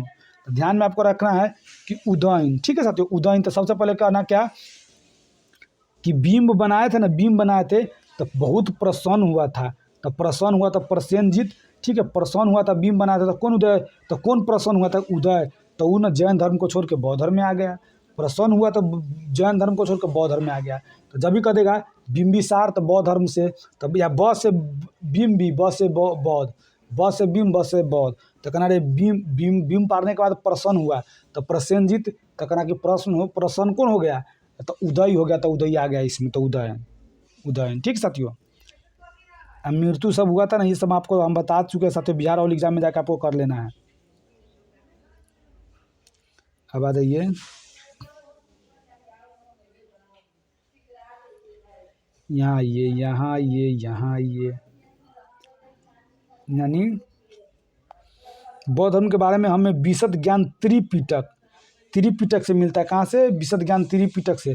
त्रिपिटक तो कहना कि विनय पिटक, सूत्र पिटक और अभिधम्म पिटक, यानी त्रिपिटक में यही सब आता है, ठीक है साथियों। ठीक है, तीनों पिटक की भाषा क्या है? पाली। वैसे गौतम बुद्ध जी भी पाली में ही भाषण दिया करते थे, ठीक। तो देख लीजिए, ये सबको थोड़ा, ये सब आपको हम ना बिहार और एग्जाम में जाकर प्लीज़ देख लीजिएगा, बार बार हम आपको बोल रहे हैं। चलिए अब देख लीजिए, बौद्ध धर्म मूलतः अनिश्वरवादी थे, माने इसमें आत्मा की परिकल्पना भी नहीं है। यानी कहने का मतलब देखिए, जैन धर्म क्या था?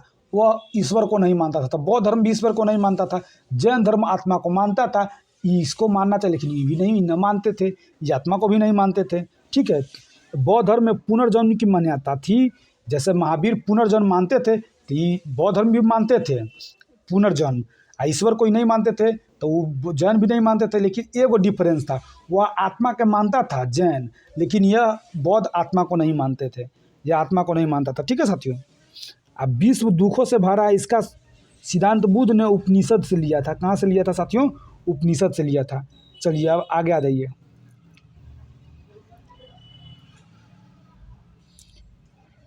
देखिए, बौद्ध धर्म के त्रिरत्न है साथियों, बौद्ध धर्म के त्रिरत्न है बुद्ध धम्म संघ, यानी बुद्ध धम्म संघ, ठीक है साथियों, बुद्ध धम्म संघ, ध्यान में रखना है। देखिए, बौद्ध संघ में सम्मिलित होने के लिए न्यूनतम आयु 15 वर्ष रहनी चाहिए। क्या? 15 वर्ष। तो ये सब आपको थोड़ा मोड़ा रीडिंग दे के आपको कर लेना है, लेकिन यहाँ पे देखिए जो इम्पोर्टेंट है, यह बहुत ज़्यादा इम्पोर्टेंट है, यहाँ से प्रश्न मिलवे करेगा। यानी यह आप ध्यान में रख लीजिए कि यहाँ से प्रश्न जरूर आएगा साथियों, यहाँ से प्रश्न जरूर आएगा, बार बार हम कहते हैं यहाँ से जरूर आएगा। आ जाइए, देखिए, प्रथम बौद्ध संगीति, द्वितीय बौद्ध संगीति, तृतीय बौद्ध संगीति, चतुर्थ बौद्ध संगीति, माने 4 गो बौद्ध संगीति हुआ था। कितना बौद्ध संगीति हुआ था साथियों? तो कहना कि 4 गो बौद्ध संगीति हुआ था। कितना था? 4 गो। तो आपको क्या ध्यान में रखना है कि देखिए, पहला बौद्ध संगीति जब गौतम बुद्ध की मृत्यु हो गया था, कब? 483 ईसा पूर्व में, 483 ईसा पूर्व में। तो फिर उसके बाद दूसरा हुआ ओकरा 100 वर्ष बाद, यानी 383 ईसा पूर्व में।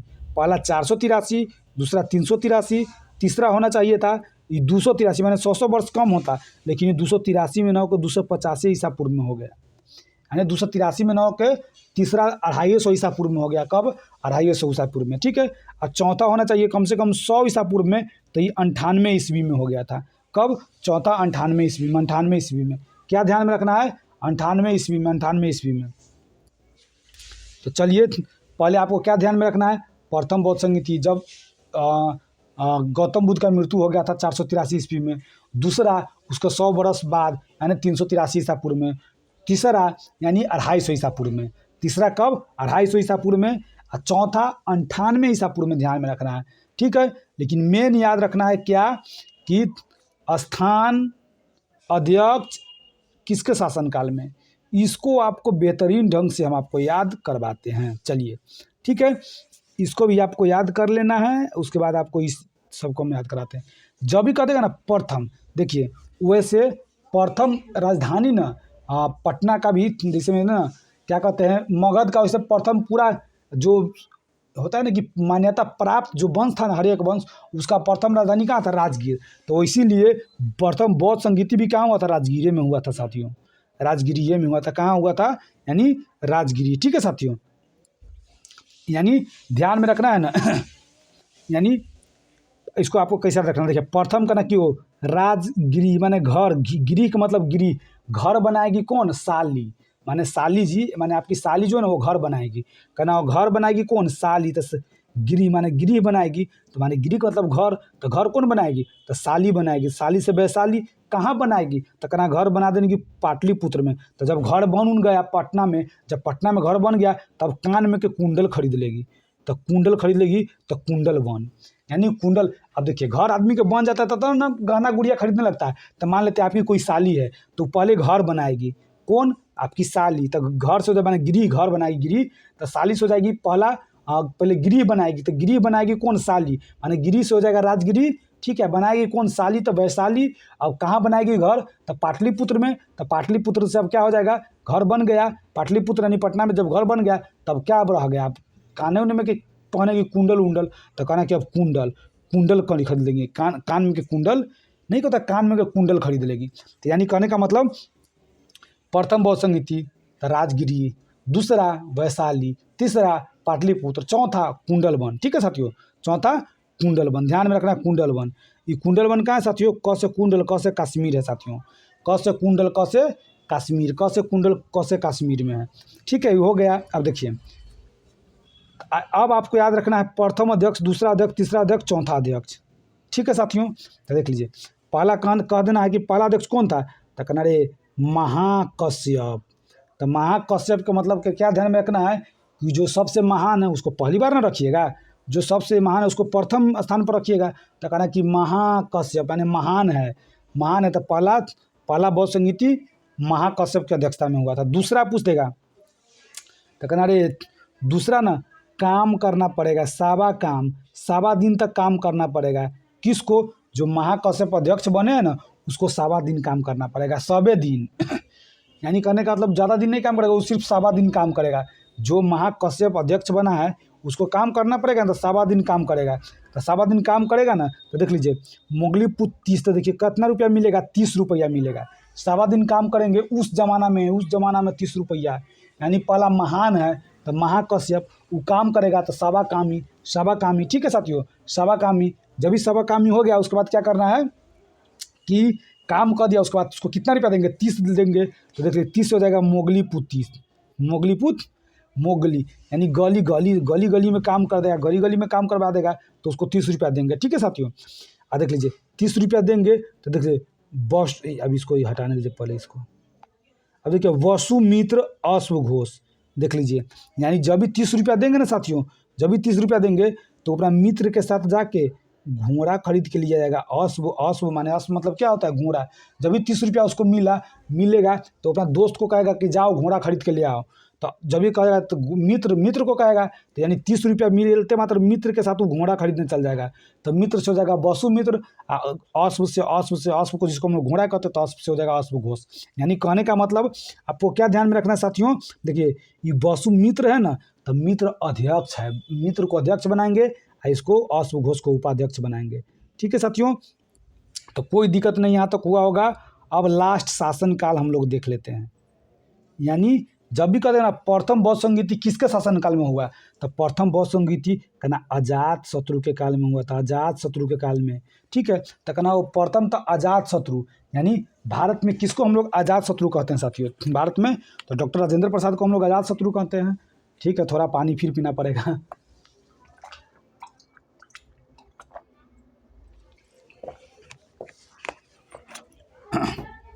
यानी जब भी कहते हैं अजात शत्रु साथियों, तो अजात शत्रु के माने कहना कि प्रथम बहुसंगीति ना अजात शत्रु के समय हुआ। अजात न कहते यानी शत्रु के समय हुआ था। प्रथम बहुसंगीति कहना कहते प्रथम बहुसंगीति किए तो उस समय शत्रु सब बन गया था। तो कहना है उस शत्रु कौन बन गया था? तो कहना कि शत्रु बन गया था ना काला शोक। तो ध्यान में रखना है, यानी वह काला शोक है। तो दूसरा कहते हैं काला शोक है, काला से रिलेटेड ही अशोक, इनमें काला शोक है, इनमें यह शोक है। तो ध्यान में रखना है, पहला तो पहले अजात शत्रु ध्यान में रखना है, अजात शत्रु, काला आदमी बना था काला शोक। ठीक है, काला शोक। तीसरा हो जाएगा कालाशोक से अशोक तीसरा, और चौथा हो जाएगा कनिष्क साथियों। ये बहुत इंपॉर्टेंट है, ये सब पूछा हुआ है, ये सब पूछा हुआ है, इस बार भी पूछेगा, इतना जरूर आप लोग ध्यान में रख लीजिए। क्या? कनिष्क, कालाशोक। ठीक है साथियों, ध्यान में रखना है, कालाशोक, अशोक, कनिष्क, पहला अजात शत्रु। तो इस तरह से साथियों आपको इसको बेहतरीन ढंग से कर लेना है। ठीक है, चलिए साथियों, तो अब हम लोग आगे देखते हैं। देखिए, चतुर्थ बौद्ध संगीति के बाद ना बौद्ध धर्म दो भागों देखिए हीनयान और महायान में विभाजित हो गया था। हीनयान और महायान में विभाजित हो गया था। चतुर्थ बौद्ध धर्म के, ये सब नहीं करना है। ठीक, इधर आ जाइए, इधर आ जाइए। हाँ देखिए, ये सब है ना साथियों, इस सब को आपको बौद्ध धर्म के बारे में ना आपको अब क्या चीज़ में पढ़ लेना है, बिहार ऑल एग्जाम से पढ़ लेना है। जो जो इम्पोर्टेंट जो छूटा हुआ है ना साथियों, हम वह करवा दे रहे हैं यहाँ पे, देख लीजिए। देखिए, इसको थोड़ा देख लेते हैं।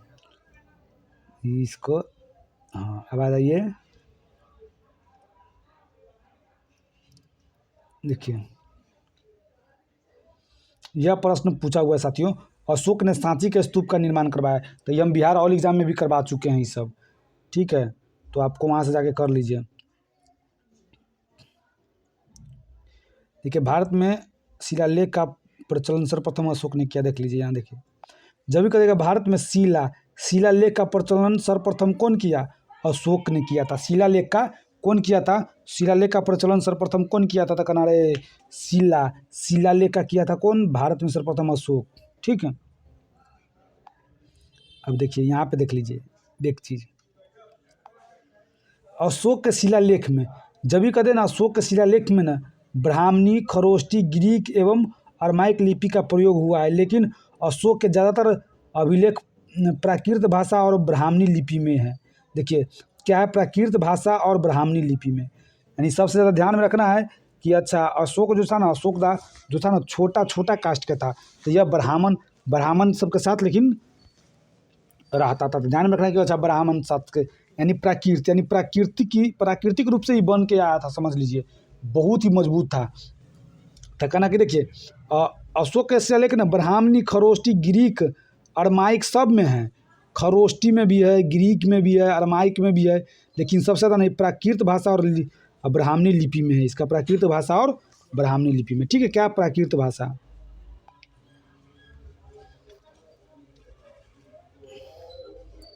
चलिए अब देख लीजिए यहाँ पे कुछ जो इम्पोर्टेंट है ना, वो सब हम आपको करवा दे रहे हैं इधर, इससे यहाँ से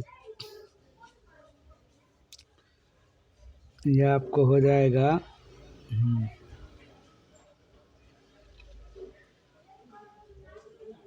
देख लीजिए, पहला देखिए, इसको हम आपको दिखाते हैं। प्रयाग स्तंभ लेख, यह पहले कौशाम्बी में स्थित था। यानी प्रयाग स्तंभ लेख था ना साथियों, प्रयाग स्तंभ लेख, प्रयाग तो कहना ये अच्छा प्रयाग यानी कहा था पहले कौशाम्बी में स्थित था। इस स्तंभ लेख को अकबर ने इलाहाबाद के किले में स्थापित कराया। देखिए इस तरह से इस सब को आपको देख लेना, ये सब इम्पोर्टेंट है। ठीक है, तो इस सब को हम आपको करवा दे रहे हैं। यानी जब भी कह देगा प्रयाग स्तंभ लेख, जब भी कहते साथियों प्रयाग यानी प्रयाग स्तंभ लेख, तो कहना रे प्रयाग, ये पहले ना, अब प्रयाग यानी प्रयाग का मतलब होता है ना कि प्रयागराज। ठीक है तो कहना रे प्रयागराज को ना शाम को जाएंगे, शाम को गए थे बस से शाम को गए थे प्रयागराज। कौन? तो अकबर गया था इलाहाबाद के किले में स्थापित कराया, वहाँ से लिया कर। क्या ध्यान में रखना है? प्रयाग के कहेंगे प्रयोग, यानी प्रयाग के कहेंगे प्रयोग। तो कहना रे प्रयोग, तो ये पहले कौशाम्बी में था। कहना रे प्रयोग ना पहले कौशाम्बी में था, लेकिन अकबर गया और इसको इलाहाबाद में लिया, इलाहाबाद में स्थापित करा दिया। ठीक है साथियों, यह स्तंभ मूल रूप से अशोक द्वारा 232 ईस्वी पूर्व में स्थापित कराया गया था। यह बलुआ पत्थर से बना, इसकी ऊंचाई, ये सब आपको नहीं याद रखना है, सिर्फ ध्यान में रखना है प्रयाग स्तंभ लेख। तो कहना प्रयाग स्तंभ लेख ना, प्रयाग कहना कि पहले ना कौशाम्बी में था साथियों, उसको अकबर इलाहाबाद में ले गया। अकबर कहाँ ले गया? इलाहाबाद में। तो इसको इस तरह से ध्यान में रखना है।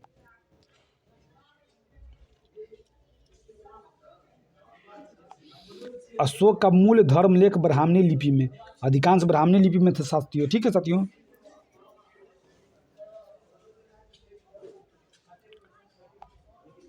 चलिए आ जाइए।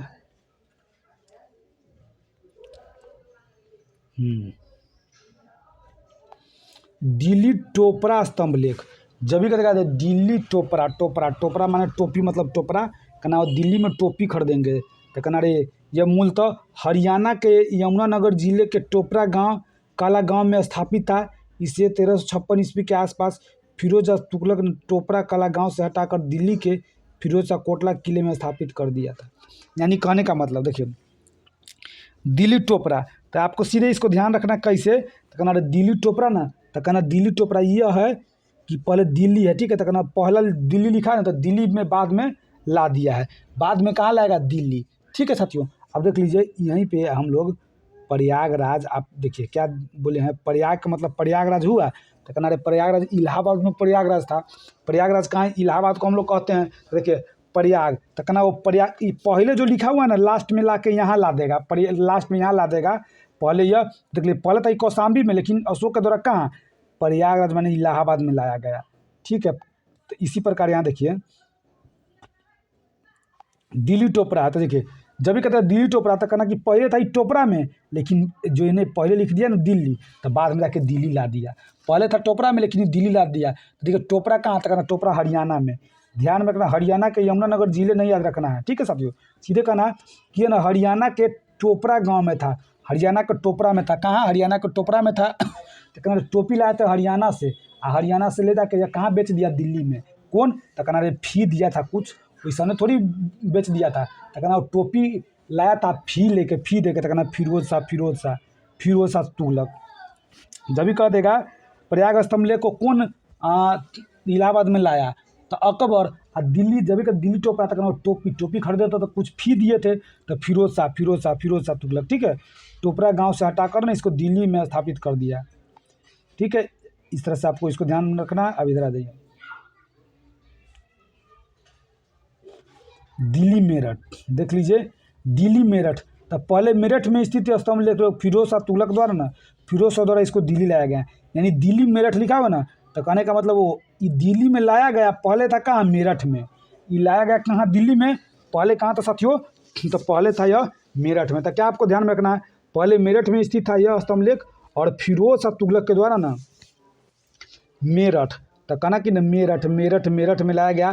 तो कहना क्या रे इसके पास बहुत क्या कहते हैं पैसा, ये खूब चेंज किया। कौन, तो खूब चेंज किया, मेरठ में भी लाया कौन, तो फिरोजे शाह, ठीक है साहब। तो मेरठ में कौन लाया, या फिरोजे शाह द्वारा लाया गया। यानी टोपरा और मेरठ वाला ना, ये दोनों कौन लाएगा, फिरोज शाह तुगलक, ठीक है साथियों। अब आ जाइए रामपुरबा, यह स्तंभ लेख चंपारण बिहार में स्थापित है। ये सब देखिए बिहार से जो रिलेटेड है ना साथियों, वो बहुत ही ज़्यादा इंपॉर्टेंट हो जाता है। तो देख लीजिए कहना अच्छा रामपुरबा, तो कहना राम जी के पूजा कौन कर रहा है, तो राम जी के पूजा चंपा करेगी। राम जी के पूजा कहाँ कौन करेगी, चंपा। तो जब भी कहते हैं ना रामपुरबा भी लेख है ना साथियों, ये चंपारण बिहार में स्थापित है।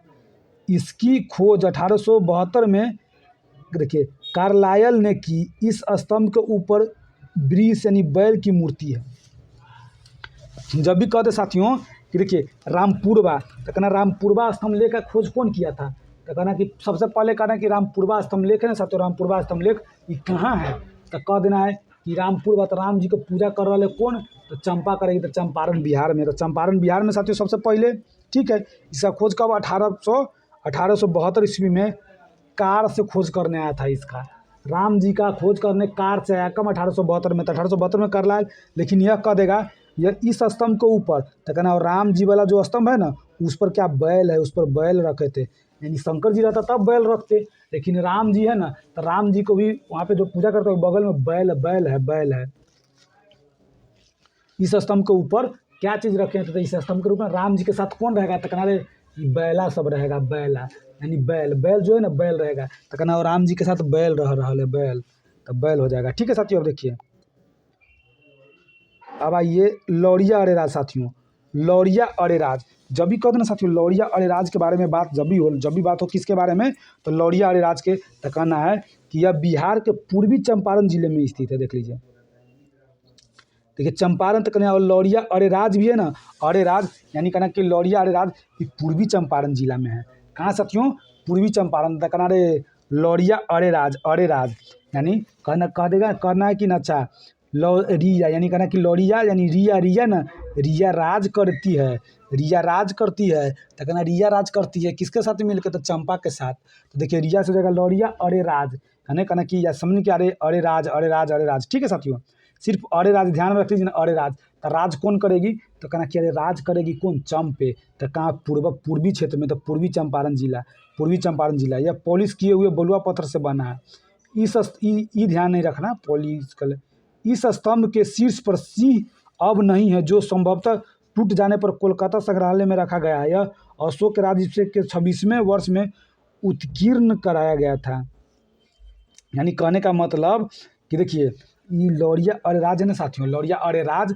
तो देखिए राज, राज का मतलब राजा, राजा कौन है? तो राजा सिंह है। तो कहना रे इस पर कौन क्या चीज़ था? इसके ऊपर ना, ये पूर्वी चंपारण में है अरेराज, पूर्वी चंपारण में। कहना क्या रे इस पर ना, इस पर क्या सिंह रहता था? बैलरामपुरवा पर था जो कि चंपारण। यही कहना कि अच्छा राज करेगी पूर्वी चंपारण, राज करना है पूर्वी चंपारण जहाँ पे सिंह सिंह सिंह था।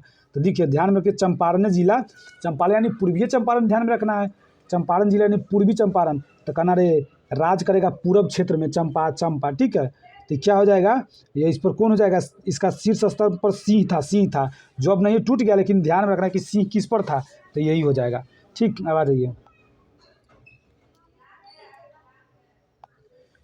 लौरिया नंदनगढ़। तो देख लीजिए नंदनगढ़, जब भी कहते हैं नंदनगढ़, एगो अरेराज था, एगो नंदन है। कहना कह रहे नंदनगढ़, यह बिहार के पश्चिम चंपारण जिले में स्थित है। देख लीजिए राज तो पूर्वी चंपारण, लेकिन नंदनगढ़ लौरिया, देखिए लौरिया नंदनगढ़, तो नंदनगढ़ कहाँ है? तो कहना ये पश्चिम चंपारण में है, नंदनगढ़ पश्चिम चंपारण में है। स्तंभ पर ब्राह्मणी लिपि में अशोक के आदेश और बौद्ध धर्म से जुड़े संदेश खुदे हैं, जिसमें अहिंसा, नैतिकता और प्रजा के कल्याण की बातें प्रमुख है। देखिए स्तंभ की बनावट चुना पत्थर के पत्थर से, इसके शीर्ष पर शेर की सुंदर मूर्ति है जो अशोक के शासनकाल काल की शक्ति और वीरता का प्रतीक मान जाते हैं। देख लीजिए जब भी कह देगा राज करेगा तो सिंह का था, टूट गया। और नंदनगढ़, तो कहना नंदनोगढ़ में ना साथियों, नंदनोगढ़ में सिंह का था। तो कहना गढ़ किसका होता है? जिसका राज रहता है उसी का। तो गढ़ तो कौन? नंदनगढ़ यानी सिंह का ही है। ठीक है साथियों, चलिए अब देख लीजिए सारनाथ के अशोक स्तंभ के शीर्ष पर 4 सिंहों की पूर्ति है, माने कितना? 4 सिंहों की पूर्ति। यानी कहने का मतलब कई गो सिंह? तो देखिए अशोक ना खाली सिंह सबको बहुत एकदम अपने आप को बहुत राजा शेर समझता था भी। ठीक है, तो ध्यान में रखना है कि जब भी कहेगा ना सारनाथ के अशोक स्तंभ के शीर्ष पर 4 सिंह, कई गो सिंह? 4 गो सिंह। ठीक, देखिए संकीसा स्तंभ, जब भी कहते हैं संकीसा, तो कहना रे संकीसा, किसा ना तो कुछ का किस्सा कहा जाता है। तो कहना रे एक किस्सा हम तुमको कहते हैं, शेर भले था लेकिन हाथी ना किस्सा में राजा होता था। माने वो हाँ, कोई भी आपको कोई किस्सा नहीं कहते कि किस्सा कह दीजिए ना, खिस्सा माने ना तो कि गांव देहात में ना बूढ़ी दादी सब रहती तो किस्सा कहती थी। तो जब भी कह देंगी संकीसा, तो किस्सा कहेगी तो उसमें उसी क्या कहते हैं हाथी को बड़ा बनाएगी। तो कहने का यह स्तंभ उत्तर प्रदेश के फर्रुखाबाद जिले के पास स्थित है। तो जब भी कहते ना सीधे संकीसा, तो कहना कि किस्सा, तो कहना ये उत्तर प्रदेश में। ठीक है साथियों, इस स्तंभ पर का शीर्ष हाथी की मूर्ति है, माने इस स्तंभ का शीर्ष हाथी की मूर्ति है। ठीक है, अशोक के स्तंभों पर मोर की मूर्ति स्तंभ के नीचे हिस्से पर बनती थी, माने इम्पोर्टेंट था उसको ऊपर रखता था, बाकी मोर को नीचे बनाता था। तो कहना और संकीसा, किस्सा किसका किस्सा सुनाएंगे? तो हाथी का किस्सा सुनाएंगे। कहाँ? तो संकीसा कहाँ तक? रे हाथी का किस्सा सुना रहा है, कहाँ? उत्तर प्रदेश जा रहा है। तो उत्तर प्रदेश संकीसा। ठीक है साथियों, इसको आपको ध्यान में रखना है। ठीक, अब आ जाइए, अब देखिए साथियों जो इधर इम्पोर्टेंट था करा दिया, वो देखिए गुप्त साम्राज्य के आपको देख लेना है। देखिए गुप्त साम्राज्य देख लीजिए, गुप्त साम्राज्य का उदय 3री शताब्दी के अंत में, तो ये सब आपको नहीं ध्यान में रखना है। देखिए अंत में प्रयाग के निकट कौशाम्बी में हुआ था। देखिए संभवतः गुप्त कुषाणों के संबंध थे। तो देख लीजिए सबसे पहले आपको क्या ध्यान में रखना है? देखिए गुप्त वंश का संस्थापक। तो गुप्त वंश का संस्थापक ना, गुप्त माने अंदर अंदर ना कहता कि गुप्त तरीका से कोई काम करना। तो कहना अच्छा श्रीगुप्त, गुप्त को तो हम आपको बता दिए हैं। देखिए मध्यकालीन सबका जितना संस्थापक करवा दिए ना साथियों, वो कर लीजिएगा, क्योंकि मध्यकालीन सबसे अधिकांश वही संस्थापक सबसे पूछता है। तो उसमें सबका संस्थापक करवा दिया, प्राचीन मध्यकालीन आधुनिक सब काम करवा दिए हैं उसमें। तो आ जाइए, ठीक है। श्रीगुप्त का उत्तराधिकारी कौन था? तो घटोत्कच था। कहना अरे श्रीगुप्त का जो उत्तराधिकारी था ना, वो घट गया था उसके शासनकाल में ना, सत्ता में कुछ घट्टा हो गया था घटोत्कच। तो उतना नहीं इम्पोर्टेंट है, लेकिन गुप्त वंश का प्रथम महान सम्राट जब भी कहेगा ना प्रथम महान सम्राट, तो चंद्रगुप्त। तो प्रथम महान, तो प्रथम में कौन प्रथम? चंद्रगुप्त प्रथम। चंद्रगुप्त मौर्य नहीं साथियों, मौर्य साम्राज्य के था। ये चंद्रगुप्त प्रथम कह रहा कि प्रथम था, प्रथम। तो प्रथम महान भी था, तो प्रथम में था ही, ठीक है। देख लीजिए, इसने महाराजा धीराज की उपाधि धारण किया था। जब भी कह देगा कि महाराजा, राजा ही नहीं महाराजा धीराज की उपाधि कौन धारण किया? तो कहना जो प्रथम था ना चंद्रगुप्त प्रथम, वही महाराजा था। राजा तो पहले शुरू में तो श्रीगुप्त भी था, लेकिन महाराजा कौन हुआ? तो चंद्रगुप्त प्रथम, ठीक है साथियों। देख लीजिए, अभी इधर आ जाइए। देखिए संबंध की शुरुआत चंद्रगुप्त प्रथम ने किया था। देखिए गुप्त का कौन किया था? चंद्रगुप्त प्रथम ही किया था। गुप्त का कौन? चंद्रगुप्त प्रथम, ठीक है। और शक का तो कुषाण के समय में हुआ था, ठीक। देखिए चंद्रगुप्त प्रथम का उत्तराधिकारी कौन हुआ था साथियों? देखिए समुद्रगुप्त हुआ था। चंद्रगुप्त प्रथम को समुद्रगुप्त, और समुद्रगुप्त को होगा चंद्रगुप्त द्वितीय, ठीक है। देखिए इसने आर्यवर्त के 9 शासकों और दक्षिणावर्त के 12 शासकों को पराजित किया था। इसी विजय के कारण जैसे भारत, देखिए भारत का नेपोलियन किस है? तो देखिए भारत का नेपोलियन समुद्र। वैसे भी देखिए नेपोलियन के न पकड़ के कहाँ रख दिया गया था? समुद्र में, समुद्र के बीच समुद्र में रख दिया गया था। एक माने होता है ना कि एक टापू सब पर, तो कहना रे समुद्र, तो समुद्रगुप्त, यानी नेपोलियन का मतलब समुद्रगुप्त, ठीक। देखिए इसे कविराज भी कहा जाता था। यह सब इम्पोर्टेंट है। समुद्रगुप्त विष्णु का उपासक था। ये सब जो है ना थोड़ा थोड़ा आपको ये सबको याद कर लेना, ठीक। अब आ जाइए,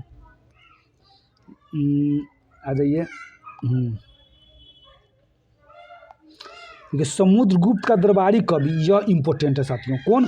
समुद्रगुप्त। समुद्रगुप्त का दरबारी कवि कौन था? हरिसेन था साथियों। समुद्रगुप्त का कौन था? तो कहना रे समुद्रगुप्त ने अपना सेना लेके चलता था। सेना लेके, कौन सेना था? हरि के सेना, माने भगवान का सेना। तो कहना रे समुद्र चलता था कौन? तो कहना हरि के सेना लेके, तो हरिसेन। जिसने इलाहाबाद प्रशस्ति लेख की रचना की। जब भी कह देगा इलाहाबाद प्रशस्ति लेख की रचना कौन किया था? तो कहना इलाहाबाद प्रशस्ति लेख की रचना हरि किया था। माने कहने का मतलब इलाहाबाद कौन गया था? तो कहना हरि भगवान गया था इलाहाबाद घूमने। इलाहाबाद कौन गया था घूमने? हरि भगवान, ठीक है साथियों। क्या ध्यान में रखना? हरि भगवान। तो जब भी कहते हैं इलाहाबाद प्रशस्ति, तो हरिसेन कौन था? हरि का सेना, यानी यह समुद्रगुप्त में रहता था, ठीक है साथियों। तो इसको आपको ध्यान में रखना है।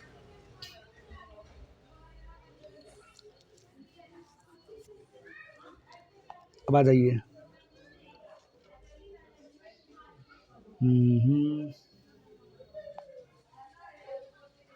देखिए समुद्रगुप्त का उत्तराधिकारी चंद्रगुप्त। देखिए चंद्रगुप्त यानी समुद्रगुप्त ने अपने पिता को बहुत मानता था। तो उसके पिता का नाम था क्या? चंद्रगुप्त प्रथम। तो समुद्रगुप्त अपना बेटा का भी नाम रखा क्या? चंद्रगुप्त प्रथम ने। तो प्रथम तो पहला हो गया, चंद्रगुप्त द्वितीय रखा, यानी चंद्रगुप्त द्वितीय, ठीक है साथियों। देखिए इसी के समय में ना चीनी यात्री जो फाहियान था ना, भारत आया था। फाहियान किसके समय में? चंद्रगुप्त द्वितीय के दरबार में। यानी ये सब हम आपको बिहार वाले एग्जाम में करवाए हैं, जाकर कर लीजिएगा, ठीक। आ जाइए,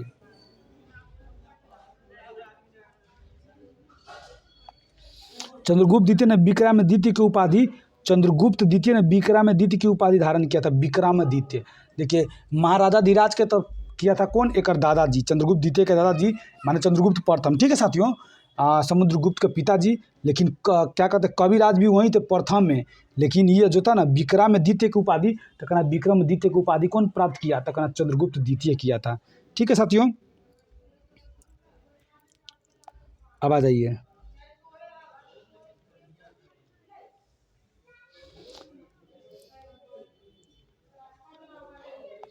जब भी कहते हैं साव, चंद्रगुप्त द्वितीय का राज कवि था साव। कौन था? चंद्रगुप्त द्वितीय का राज कवि, ठीक है साथियों। तो थोड़ा मोड़ा इसको आपको ध्यान में रखना है। चंद्रगुप्त द्वितीय के समय में ये सब अपने पाटलिपुत्र एवं उज्जैनी विद्या का केंद्र था। यानी पाटलिपुत्र और उज्जैनी था ना, विद्या के केंद्र था। अब देख लीजिए, अनुश्रुति के अनुसार चंद्रगुप्त द्वितीय के दरबार में 9 विद्वानों की एक मंडली निवास करती थी। 9 विद्वान मान 9 रत्न, जिसको 9 रत्न कहते थे। तो आपसे पूछ देगा 9 रत्न किसके शासनकाल में था, किसके किसके राज दरबार में रहता था 9 रत्न। तो देखिए 9 रत्न साथियों चंद्रगुप्त द्वितीय के दरबार में रहता था। सही बात है, बहुत ही बेहतरीन ये सब था। देख लीजिए, कविराज कालिदास संभवतः इसमें सबसे अग्रण्य थे, माने अग्रण्य, इसको याद कह सकते हैं। कहने का मतलब क्या, सबसे आगे कौन था, कालिदास। तो देखिए कालिदास किसके शासनकाल में रहता था, तकना रे काली जी का पूजा कौन करता था, तकना काली जी का पूजा चंद्रगुप्त द्वितीय करता था। तो काली जी से जगह थी कालिदास। ठीक है साथियों, देख लीजिए कालिदास के अतिरिक्त जो ना इसमें धनवंतरी, छपनक देखिए धनवंतरी भी था साथियों, जो आयुर्वेद के बहुत ही बड़का ज्ञानी था धनवंतरी। देख लीजिए साथियों, धनवंतरी, छपनक, ये देखिए फलित ज्योतिष के विद्वान था। यानी इसमें ना जितना मेन इंपॉर्टेंट विद्वान सब साथियों सब एक दरबार में था। इसीलिए समझ लीजिए बहुत ही अच्छा शासन चलाया करते थे यह चंद्रगुप्त द्वितीय। ठीक है, अब आ जाइए अमर सिंह, शंकु, देखिए बेताल भट्ट, देखिए घटपर्क, बड़ा मिहिर, जो कि बड़ा मिहिर कौन थे, यह खगोल विज्ञानी थे। अब बरूची जैसे विद्वान एक दरबार में रहा करता था। ठीक है साथियों, चलिए तो यहाँ से इसमें यही इम्पोर्टेंट सब था। अब आ जाइए, देख लीजिए अब थोड़ा है उसके बाद हो जाएगा। अब आ जाइए, आपको ध्यान में रखना है। हाँ साथियों देखिए मध्यकालीन है ना साथियों, मध्यकालीन भी आपको जितना है ना उस सब आपको जाकर उसमें से कर लेना है। इसका जो इम्पोर्टेंट है ना हम सिर्फ उतना करा दे रहे हैं। ठीक है, देख लीजिए सबसे पहले इसको आपको ध्यान में रखना है साथियों, ये बहुत ही इम्पोर्टेंट है। ये सब बहुत ज़्यादा इम्पोर्टेंट है, ये बहुत ज़्यादा इम्पोर्टेंट है, ध्यान में इसको रखना है। यानी मंत्री एवं उससे संबंधित विभाग मुगल वंश में, मुगल काल में, इसी क्या सल्तनत काल में, दिल्ली सल्तनत काल में साथियों। कब है, यह दिल्ली सल्तनत काल में। तो ध्यान में रखना दिल्ली सल्तनत काल के है। तो मंत्री एवं उससे संबंधित विभाग, जब भी कहते ना मंत्री और उससे संबंधित विभाग में, देख लीजिए यहाँ पे आ जाइए। देखिए सबसे इम्पोर्टेंट है इसमें आपको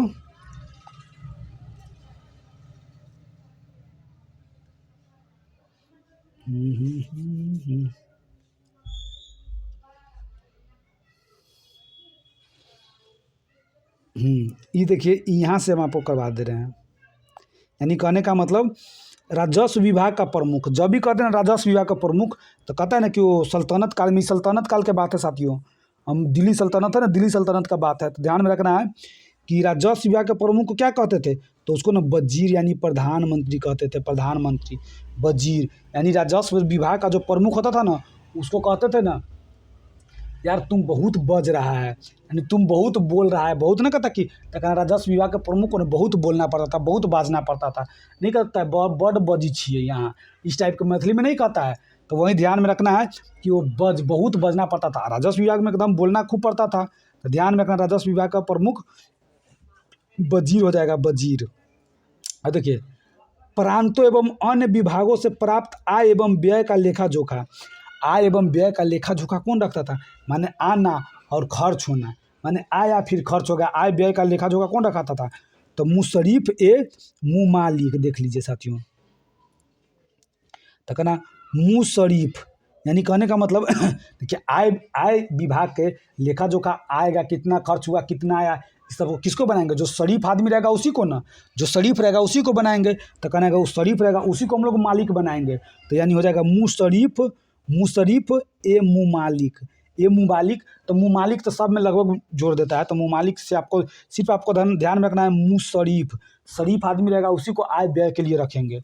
ठीक है साथियों, जिसे महालेखाकार कहा जाता था। तो ये सीधे मुँह शरीफ याद रखना, मुँह शरीफ है मुँह मालिक। अब देखिए उधार दिए गए धन का हिसाब रखता था कौन, तो उधार जो धन दिया जाता था ना उसका हिसाब कौन रखता था, देखिए मजमू आदर। देख लीजिए मजमू आदर, कौन, मजमू आदर। तो देख लीजिए जब भी ध्यान में रखें तो मजमू। तो कहना उधार दिए गए धन का हिसाब, उधार जो धन देता था ना, यानी उधार जो धन देता था ना वो क्या कहते उधार धन देने के बाद दिया ना, जो नहीं माने नहीं देता था उसको इसे कहना है कि धन दे देने के बाद हिसाब रखता था, वो नहीं जो देता था उसको पकड़ के ला के कहता था चलो मजो, बर्तन साफ करो, बर्तन तो मजो, तो मज मुँह आदर। या ध्यान में रखना है ना कि आदर रहेगा ना, लगल आदर रहे तो कहना करे अब जिससे हम धन लेंगे, जिससे उधार लेंगे उसका आदर करेंगे, आदर करेंगे। तो दिए कि उधार दिए गए धन का हिसाब रखता था कौन, जो आदर आदर करना है। यानी कहने का मतलब है ना, उधार लिए गए धन का हिसाब करेगा, यानी जब भी उधार लिए गए धन को हिसाब मांगने आएगा ना, तो जो मान लेते किसी से आप उधार धन लिए हैं तो वो आपसे हिसाब मांगेगा, तो क्या करना है, उसका आदर करना है। तो देख लीजिए मजमू आदर, ध्यान में रखना है मज, देखिए मजमू आदर, मजमू आदर, तो ध्यान में रखना है आदर करना है तो मजमू आदर। ठीक है। कोषाध्यक्ष को क्या कहा जाता था साथियों, दिल्ली सल्तनत काल में कोषाध्यक्ष को क्या कहा जाता था, तो खजीन कहा जाता था। देखिए खजीन यानी कहने का मतलब ना, कोषाध्यक्ष जो कोषाध्यक्ष तो जीन था, जीन था, ये कोषाध्यक्ष नहीं था, ये तो जीन था। जीन नहीं कहता कि जीन है, जीन कहने कहता कि अरे जीन की तरह काम करता है इस टाइप सबके, तो कहना है कोषाध्यक्ष नहीं था, ये तो जीन था, जीन था। तो ध्यान में रखना है खजीन, खजीन यानी कोषाध्यक्ष, तो कोषाध्यक्ष तो खजीन। ठीक है साथियों, अब आ जाइए, आप देखिए मेन यहाँ से आ जाइए, मेन इंपॉर्टेंट ये सब है। दीवान अर्ज अथवा सैन्य विभाग का प्रमुख। देखिए दीवान अर्ज, दीवान अर्ज का मतलब हुआ क्या, सैन्य विभाग का प्रमुख, सैन्य विभाग का प्रमुख। तो ना होता है कि सेना में, तो जब भी कह देगा ना, आपसे पूछ देगा कि सैन्य विभाग का प्रमुख कौन है, तो दीवान अर्ज, दीवान अर्ज उसको कहिएगा, या अरीज ए मुमालिक। आरिज आनी आरिज, अरिज का मतलब अर्ज का मतलब आरिज, अर्ज का मतलब आरिज। तो कहना है सैन्य विभाग का प्रमुख कौन होता था, तो देख लीजिए अक्षय कुमार एक मूवी में अब तुम्हारे हवाले वतन साथियों में वह सैन्य विभाग के प्रमुख रहता है, सैन्य विभाग का अधिकारी रहता है। सैन्य विभाग का क्या रहता है साथियों, तो सैन्य विभाग का अधिकारी रहता है और शायरी कहता रहता है, आसमानों से कहो अपनी उड़ान, थोड़ा उड़ान ऐसे नहीं कहता, आसमानों से कहो अपनी क्या और ऊंचा कर ले, इस टाइप से नहीं कहता है, इस टाइप का वही कोई शायरी है कि आसमानों से कहो कि अपनी ऊंचाई और ऊंचाई, इस तरह से कुछ इस टाइप का था। तो ध्यान में रखना वही है ना सैन्य विभाग का प्रमुख। जब भी कहते सैन्य विभाग का प्रमुख तो कहना अर्ज किया है, तो अर्ज करेगा, अर्ज करेगा तो अर्ज यानी कहना दीवान अर्ज, जिसे आरिज ए मुँह मालिक, यानी आरिज कहना आरिज अर्ज करेंगे, अर्ज करेंगे तो आरिज, आरिज ए मुँह मालिक। तो ध्यान में रखना है आसमानों से कहो कि अपनी कद और ऊंचा कर ले, हमारी उड़ान देखनी है तो अपनी कद इस टाइप का है। चलिए आ जाइए धर्म विभाग एवं दान विभाग का प्रमुख। जब भी कहते ना साथियों धर्म विभाग, तो धर्म में ही दान दिया जाता था, तो धर्म विभाग एवं दान विभाग का प्रमुख को क्या कहते थे, देख लीजिए सद्र उस सुदूर कहते थे, सद्र उस सुदूर, यानी सद्र कहना क्या चाह, ये धर्म था क्या, सद्र, सद्र माने सद्र कहने का मतलब सदर, सदर हॉस्पिटल होता है ना, क्या रे ये ना दान उन करता था क्या, धर्म के नाम से लेता था पैसा, दान करता था सद्र विभाग में, तो सदर, सदर अस्पताल में सदर, तो कहना सद्र को कहेंगे कि सदर, सदर उस सुदूर। ठीक है साथियों, कहना कि सदर, सदर विद्यालय ना, सदर, सदर हॉस्पिटल, सदर विद्यालय नहीं हॉस्पिटल साथियों, कहना कि सदर हॉस्पिटल है ना, सदर हॉस्पिटल वो बहुत दूर है, फिर भी उसको दान किया जाता था, धर्म के हिसाब से दान किया जाता था। तो देख लीजिए धर्म विभाग एवं दान विभाग, तो कहना कि सदर को दान करेंगे, हमारा धर्म है कि जो सदर हॉस्पिटल उसको दान करेंगे, तो सदर उस सुदूर। ठीक है, देखिए सुल्तान के बाद न्याय का सर्वोच्च अधिकारी को क्या कहते थे, यानी साथियों देखिए सुल्तान के बाद जो ना न्याय के उच्च अधिकारी को क्या कहते थे साथियों, तो देख लीजिए सुल्तान, तो सुल्तान के बाद न्याय का सर्वोच्च अधिकारी, पहले सुल्तान था उसके बाद जो न्याय करता था उसको कहते थे काजी उल कजात, यानी ना कहते कि काजी सब है, काजी यानी कहने का मतलब है काजी, अब तुम करोगे, सुल्तान नहीं है तो तुम करोगे न्याय, काजी तुम करोगे न्याय, तो कहेगा कि हाँ हम करेंगे न्याय, तो काजी, काजी यानी काजी, ध्यान में रखना है। गुप्तचर विभाग का प्रमुख अधिकारी को क्या कहते थे, तो गुप्तचर विभाग के प्रमुख अधिकारी को साथियों हम लोग कहते थे बरीद ए मुँह मालिक, यानी कहने का मतलब गुप्तचर विभाग, कहना ये गुप्तचर विभाग ना बहुत बड़ा आदमी है, ये गुप्तचर विभाग में काम कर रहा है, तो बरीद यानी कहने का मतलब जो गुप्तचर विभाग में काम करेगा, जो गुप्तचर विभाग में काम करेगा वह बरीद होगा साथियों, बरीद, बरीद, बरीद। ठीक है साथियों, क्या होगा, बरीद होगा। ठीक है, तो ध्यान में रखना है गुप्तचर विभाग, तो कहना बरीद, यानी गुप्तचर विभाग का प्रमुख अधिकारी कौन है, गुप्तचर विभाग का प्रमुख अधिकारी कौन है, गुप्तचर, तो कहना गुप्तचर विभाग का प्रमुख अधिकारी एक ही है, वह है बड़ा आदमी, एकदम बड़ा आदमी बना है, तो बरीद। अब देखिए सुल्तान की व्यक्तिगत सेवाओं की देखभाल, अब देखिए सुल्तान के व्यक्तिगत तो कहना सुल्तान के सेवाओं का देखभाल ना वकील दर करता था, वकील करता था। तो कहना रे व्यक्तिगत व्यक्तिगत देखभाल कौन करता था?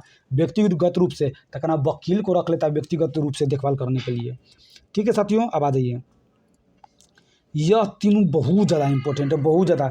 जब भी कहेगा दान विभाग के, तो दीवान खैरात, यानी कहने का मतलब दान विभाग का देख लीजिए, वहाँ धर्म दान था तो सदर वाला था, सदर उस दूर था, ठीक है। लेकिन यहाँ का दान विभाग को तो दान करना है, तो कहना दान रात में जाके करेंगे। अभी दिन में पैसा आने दो, रात में फिर पैसा को ले जाके हम लोग दान कर देंगे।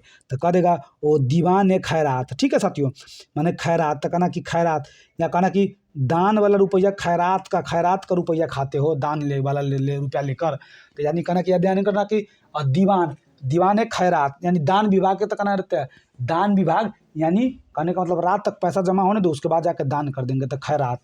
और दास विभाग के, तो कहना कि बंदगान, यानी दास का मतलब क्या हुआ? दास। तो दीवान बदगान को कहेंगे बंदगान।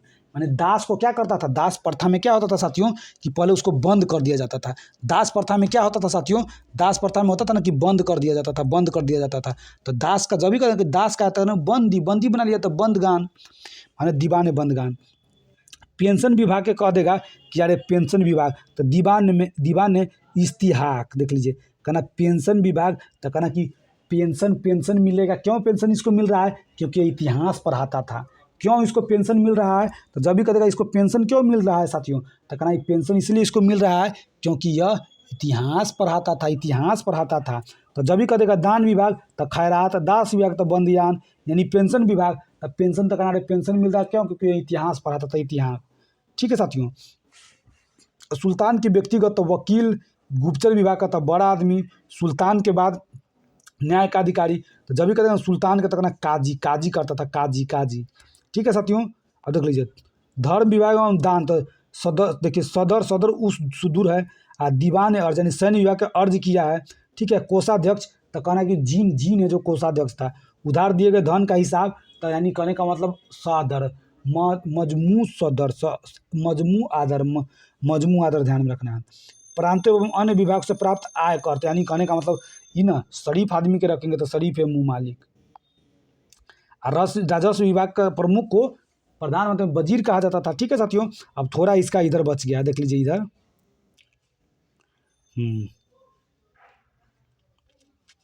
देख लीजिए यहाँ पे आ जाइए ना, उसका हो गया विभाग है। अब बनाने वाला सुल्तान, माने उसका तो वो हो गया, उतना ही आपको करना था उसमें।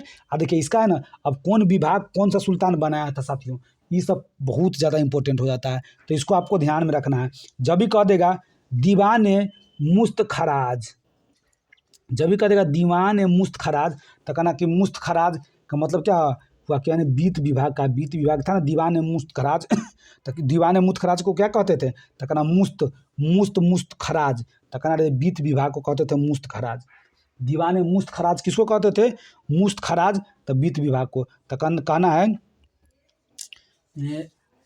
दीवान, देख लीजिए जब भी कहते हैं दीवान मुस्त खराज का यानी वित्त विभाग का कौन बनाया था?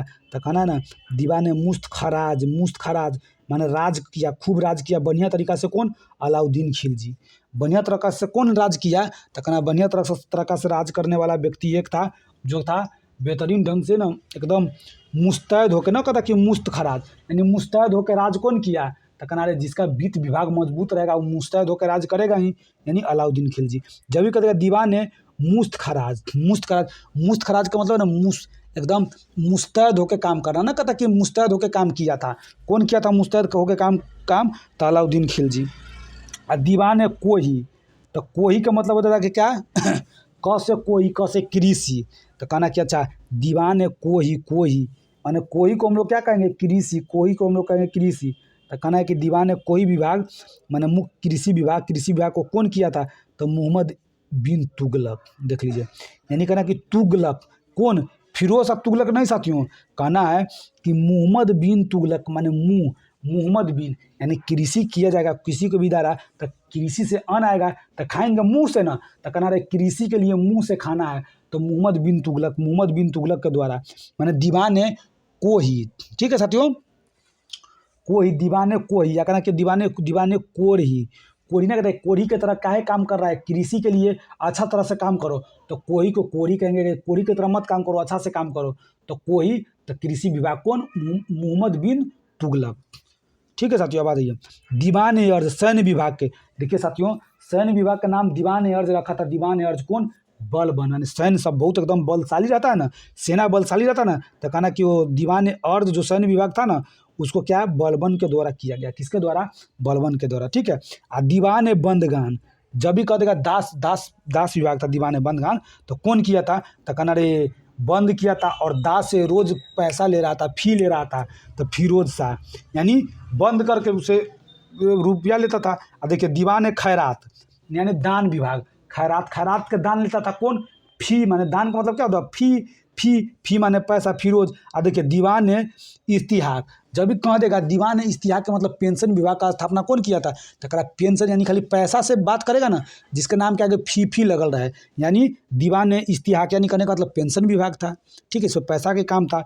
खैरात दान विभाग था। ठीक है। बंदगान ये दास पड़ता था, तो ये सब माने ना इस पैसा के कमाल था, तो फी रोज किया था। लेकिन दीवान ए अर्ज, तो जो सैन्य होगा वो एकदम बलशाली रहेगा, तो बलबन किया था। और दीवान ए कोई, कोई का मतलब कोड़ी की तरह मत काम करो, कृषि एकदम बढ़िया से करो, तब ना खाएगा मुंह में, तो मोहम्मद बिन तुगलक। आ कहना दीवान ए मुस्तखराज, माने मुस्तैद होकर ना राज किया था वित्त विभाग के लिए कौन, तो कौन, अलाउद्दीन खिलजी। चलिए साथियों, अब आ जाइए, तो ये सब यहाँ तक हो गया। ठीक, अब आ जाइए, पहले इधर देख लेते हैं। ये सब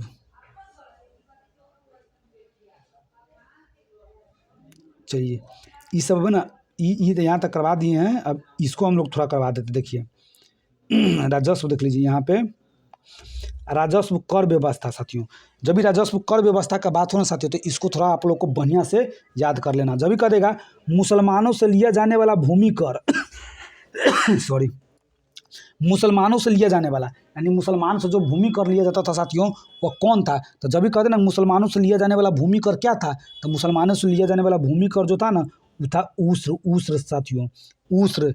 क्या ध्यान में रखना है कि अच्छा मुसलमानों से लिए लेगा ना, उसको कहा कि किससे लेना है, तो कहना मुसलमानों से। तो कहा कहाँ है, तो कहा वह उससे ले लो, वह मुसलमान है उससे ले लो, यानी मुसलमानों से लिया जाने वाला भूमि कर। तो कहना क्या रे, ऊस्र, यानी कहने का मतलब, यानी नहीं कहता कि यार मुसलमानों के माने सुल्तानत काल में मुसलमानों सबसे भी लिया जाता था कर, तो उसको क्या कहते थे, ऊस्र कहते थे, ऊस्र। यानी ना कहता कि ऊस्र माने उससे ले लो, किससे, तो उससे का मतलब कहना कि मुसलमानों से भूमि कर। उस कहना किससे लेना, तो कहना उससे लेना, तो उससे किस है, मुसलमानों से, तो मुसलमानों से भूमि कर। ठीक है। गैर मुसलमानों से लिया जाने वाला भूमि कर, तो देख लीजिए गैर मुसलमान से लेने वाला कहना है कि देखिए खारा, गैर मुसलमान जो है ना भूमि कर कैसे देगा, खारा होकर देगा खारा होकर देगा, तो खराज, खारा होकर देगा। यानी मुसलमान से कहना कि उससे जाके ले लो, तुम अपने ले लो, लेकिन जब भी गैर मुसलमान आएगा ना, तो कहेगा रुको, वो अपने आगे खारा होकर देगा, तो खराज। ठीक है साथियों। अब मुसलमानों पर धार्मिक कर, संपत्ति का 40वां हिस्सा लिया जाता था। मुसलमानों का जितना संपत्ति है ना साथियों, जितना संपत्ति है उसका 40वां भाग क के एक भाग ले लिया जाता था। एक भाग लेने माने 40 भाग करने के बाद एक भाग ले लिया जाता था, यानी 39 उसका होता था, एक भाग आपको सरकार के देना पड़ता था। तो देखिए मुसलमानों पर धार्मिक कर क्या था, तो जक़ात। देख लीजिए क्या था साथियों, जक़ात, यानी जक़ात, यानी कहने का मतलब है ना, जक़ात को कहना है कि अरे जक़ात को हम लोग कहेंगे कि जात, जक़ात को हम लोग कहेंगे जात, यानी मुसलमानों पर धार्मिक कर। तो कहना मुसलमान, उस समय दिल्ली सल्तनत का ही शासन था, तो मुसलमाने सब था, तो कहना वो धार्मिक कर अपना जाते से ले रहा था, धार्मिक कर अपना जाते से ले रहा था, तो जात से हो जाएगा जक़ात। ठीक है। गैर मुसलमानों पर धार्मिक कर, तो जजिया कर था साथियों, जजिया कर, यही जजिया कर गैर मुसलमानों से लिए जाने वाला कर, बहुत ही इंपॉर्टेंट है साथियों, बहुत इंपॉर्टेंट। यानी धार्मिक कर, गैर मुसलमानों पर धार्मिक कर न जजिया कर था साथियों, यानी मुसलमानों से लिए जाने वाला भूमि कर, तो कहेगा वाह है उस से ले लो, तो उस। गैर मुसलमानों से लिए जाना भूमि कर, तो कहना वो अपने खड़ा होकर दे देगा, तो खराज, यानी मुसलमानों पर धार्मिक कर, तो उसको 40वां भाग वो लगता था ना, तो मुसलमानों पर धार्मिक कर को क्या कहते थे कि जाते से ले रहा है धार्मिक कर, तो जात से जक़ात। ठीक है। गैर मुसलमानों से और जजिया कर, इसको आपको ध्यान में रखना है। ठीक है। आ जाइए, क्या कर रहा है, सुल्तान सिकंदर लोदी ने गड़े हुए खजानों में से कोई हिस्सा नहीं लिया। माने गड़े हुए खजानों में से कोई हिस्सा नहीं लिया था कौन? देखिए सिकंदर लोदी। सिकंदर लोदी जो था ना, सिकंदर अलेक्जेंडर वो अलग था जो सिकंदर था, ये सिकंदर लोदी था, लोदी वंश के शासक सिकंदर लोदी ने गड़े हुए खजाने से कोई ही नहीं लिया। ठीक है, यह देखिए देखिए खम्स खम्स खम्स का मतलब क्या हुआ? खम्स देखिए, यह लूटे हुए धन, खानों अथवा भूमि में गड़े हुए खजानों से प्राप्त संपत्ति का 1/5 भाग था, जिन पर सुल्तान का अधिकार था, तथा शेष 4/5 भाग पर उसके सैनिक अथवा खजाने को प्राप्त करने वाले व्यक्तियों का अधिकार होता था। परंतु फिरोज शाह तुगलक को छोड़कर अन्य सभी शासकों ने 4/5 हिस्सा स्वयं अपने लिए रखा। यानी फिरोज शाह तुगलक को छोड़कर ना बाकी जो तो होता ना, यानी फिरोज शाह तुगलक को छोड़कर अन्य सभी शासकों ने 4/5 हिस्सा स्वयं अपने लिए रखा। सुल्तान सिकंदर लोदी गड़े हुए खजानों से, यानी खजानों का मतलब होता है, देखिए इसको क्या हिस्सा याद रखिए, खम्स, यानी खम्स का मतलब खम्भा, खम नहीं था कि खम्स खम तो कहना खम्भा गड़ा हुआ रहता है, तो कहना क्या रे लूटे हुए धन, लूटने उठने वाला या गड़ा हुआ खम्भा कैसे रहता है, गड़ा हुआ, तो खम्स जब भी कह देगा ना, जो गड़ा हुआ संपत्ति को क्या कहते थे? खम्स कहते थे। ठीक है साथियों, देख लीजिए, तो यह देखिए भूमि गड़े हुए खजाने से प्राप्त संपत्ति का 1/5 भाग, 1/5 भाग जिस पर सुल्तान का अधिकार था। 1/5 भाग माने 1/5 भाग, यानी कहने का मतलब 5 भाग में से ना, 5 भाग को ना हम लोग 5 भाग में बांटते थे ना, तो 1 भाग सुल्तान ले लेता था, 1 भाग सुल्तान ले लेता था। ठीक है साथियों, और देख लीजिए 4/5 का मतलब हो गया क्या कि ये 5 में से ना 4, अब देख लीजिए देखिए हम आपको समझा रहे हैं कुछ, देखिए 1/5 का मतलब क्या हुआ कि टोटल संपत्ति 5 है, तो टोटल संपत्ति 5 है, नीचे जो रहता है ना टोटल रहता है, तो उसमें से ना 1 भाग अपने मिलता था ना, तो किसको देना पड़ता था? सुल्तान को। ठीक है साथियों, तो जब 5 में से 1 भाग दे दिए, तब देखिए 5 में से अब कितना बच गया, तो 1 भाग दे दिए तो 5 में से अब टोटल अब 4 बच गया। 1 मिनट यार, फालतू का अब 4/5 बच गया, तो जिसको मिलता था ना वो उसी को हो जाता था। ठीक है साथियों, ठीक। अब यहाँ देख लीजिए, देखिए फिरोज ना भले फी बहुत लेता था, लेकिन गड़े उड़े वाला संपत्ति में से यह नहीं लेता था। ठीक है साथियों, परंतु फिरोज शाह तुगलक को छोड़कर अन्य सभी शासकों ने 4/5 हिस्सा स्वयं अपने लिए रखा। यानी देखिए ये लेता था, फिरोज शाह तुगलक लेता था 1/5। ठीक है साथियों, 1/5, लेकिन अन्य जो था ना 5 को मिलता था ना, तो 4 को अपने रख लेता था, 1 दे देता था क्या, किसको? जिसको मिलता था उसको। सिकंदर लोदी गड़े हुए में से एको को नहीं लिया। गड़ा हुआ संपत्ति को क्या कहते थे? खम्स कहते थे साथियों। चलिए अब आ जाइए, इस सब को आपको नहीं ध्यान में रखना है। अब आ जाइए यहाँ से साथियों, देखिए भक्ति आंदोलन में ना हम आपको कुछ करवा रहे हैं, भक्ति आंदोलन में से हम आपको कुछ करवा रहे हैं, सो इसको कर लेना। देखिए देखिए दक्षिण में वैष्णव संतों द्वारा स्थापित 4 मठ, जब भी कह देना साथियों कि दक्षिण में वैष्णव संतों द्वारा स्थापित 4 मठ था। ठीक है, दक्षिण में, दक्षिण के बात है साथियों, तो जब भी कह दें, देखिए सीरी साम्राज्य, देखिए सीरी साम्राज्य को कौन स्थापित किया? तो कहना सीरी साम्राज्य को रामानुजाचार्य। ठीक है, ब्राह्म समाज, देखिए ब्रह्म संप्रदाय को तो माधवाचार्य, रुद्र संप्रदाय को तो विष्णु स्वामी, और सनकादि संप्रदाय को तो न्यूनवारकाचार्य। लेकिन उसका जो मत है ना साथियों, यह सब बहुत इंपॉर्टेंट है, माने विशिष्टता द्वैतवाद, शुद्धत्ववाद, द्वैतावद्वैतवाद। ठीक है साथियों, ये बहुत इंपॉर्टेंट है, तो इसको हम आपको बेहतरीन ढंग से करा रहे हैं। ठीक, चलिए जब भी कहते साथियों, देखिए जब भी कहेगा सीरी संप्रदाय, तो सबसे पहले ये ध्यान में रखना कि सीरी संप्रदाय, तो कहना कि ना सीरी संप्रदाय ना राम जी के नाम से रहेगा, तो देखिए तो कहना सीरी संप्रदाय को ना एक आदमी नहीं 4 आदमी, माने रामानुजाचार्य, यानी कहने का मतलब ना सीरी संप्रदाय में ना तो कहना कि सीरी दी, तो कहना सीरी एक ही खाली राम जी को थोड़ी कहेंगे, राम जी को कहेंगे, लक्ष्मण जी को कहेंगे, भरत जी को कहेंगे, शत्रुघ्न जी को कहेंगे, माने सीरी देखिए क्या कहते हैं, रामानुजाचार्य, यानी कहने का राम ने 4 भाई थे, तो वहीं सीरी, सभी में सीरी लगाएंगे, एक को थोड़ी सीरी लगाएंगे, तो सीरी संप्रदाय हो जाएगा रामानुजाचार्य। कहना देखिए मत क्या था साथियों इसका, देखिए विशिष्टा द्वैतवाद, देखिए द्वैतवाद नहीं साथियों, कहना एकदम ये चारों भाई एकदम विशिष्ट था। ये चारों भाई, कौन चारों भाई विशिष्ट था साथियों? तो देख लीजिए ये चारों भाई विशिष्ट था, जिसका नाम क्या था साथियों? तो इसका नाम था विशिष्टावाद, विशिष्टावाद यानी कहने का मतलब, और रामानुजाचार्य जो थे ना वह चारों भाई विशिष्ट थे। तो विशिष्ट दैत का मतलब दैव, दैत को हम लोग कहेंगे दैव, द्वैत। देखिए द्वैतवाद, देखिए द्वैतवाद, द्वैतवाद, द्वैतवाद को कहेंगे हम लोग कहेंगे दैव है, देव है। तो जब भी कहते साथियों श्री संप्रदाय तक ना, श्री रामानुजाचार्य चारों भाई थे, विशिष्ट थे, चारों विशिष्ट थे, तो विशिष्टाद्वैतवाद। अब देखिए ब्राह्म, देखिए ब्राह्म संप्रदाय, जब भी कहते ब्राह्मण, देखिए ब्राह्म सम्राट, ब्राह्मण, देखिए वो ब्राह्म समाज, ब्रह्म समाज को किया था राजा राम मोहन राय जी, लेकिन यहाँ ब्रह्म संप्रदाय है साथियों, ब्रह्म संप्रदाय। तो कहना ब्रह्म संप्रदाय को जो ना वो माधवाचार्य, माधव जो माधव मानता है, माधव जो है ना वह ब्रह्मा जी को मानता है। माधव किसको मानता है? ब्रह्मा जी को। तो ब्रह्म को कहेंगे कि ब्रह्मा जी को मानता है माधव, ठीक है। तो ब्रह्मा जी को ही मानता है ना माधव, तो इसीलिए ब्रह्मा जी क्या है? तो द्वैव है, तो सीधे उसको दैव कहेंगे, उसको विशिष्ट नहीं कहेंगे, उसको सीधे कहेंगे द्वैतवाद। द्वैतवाद क्या ध्यान में रखना है? द्वैतवाद। क्या ध्यान में रखना है साथियों? द्वैतवाद।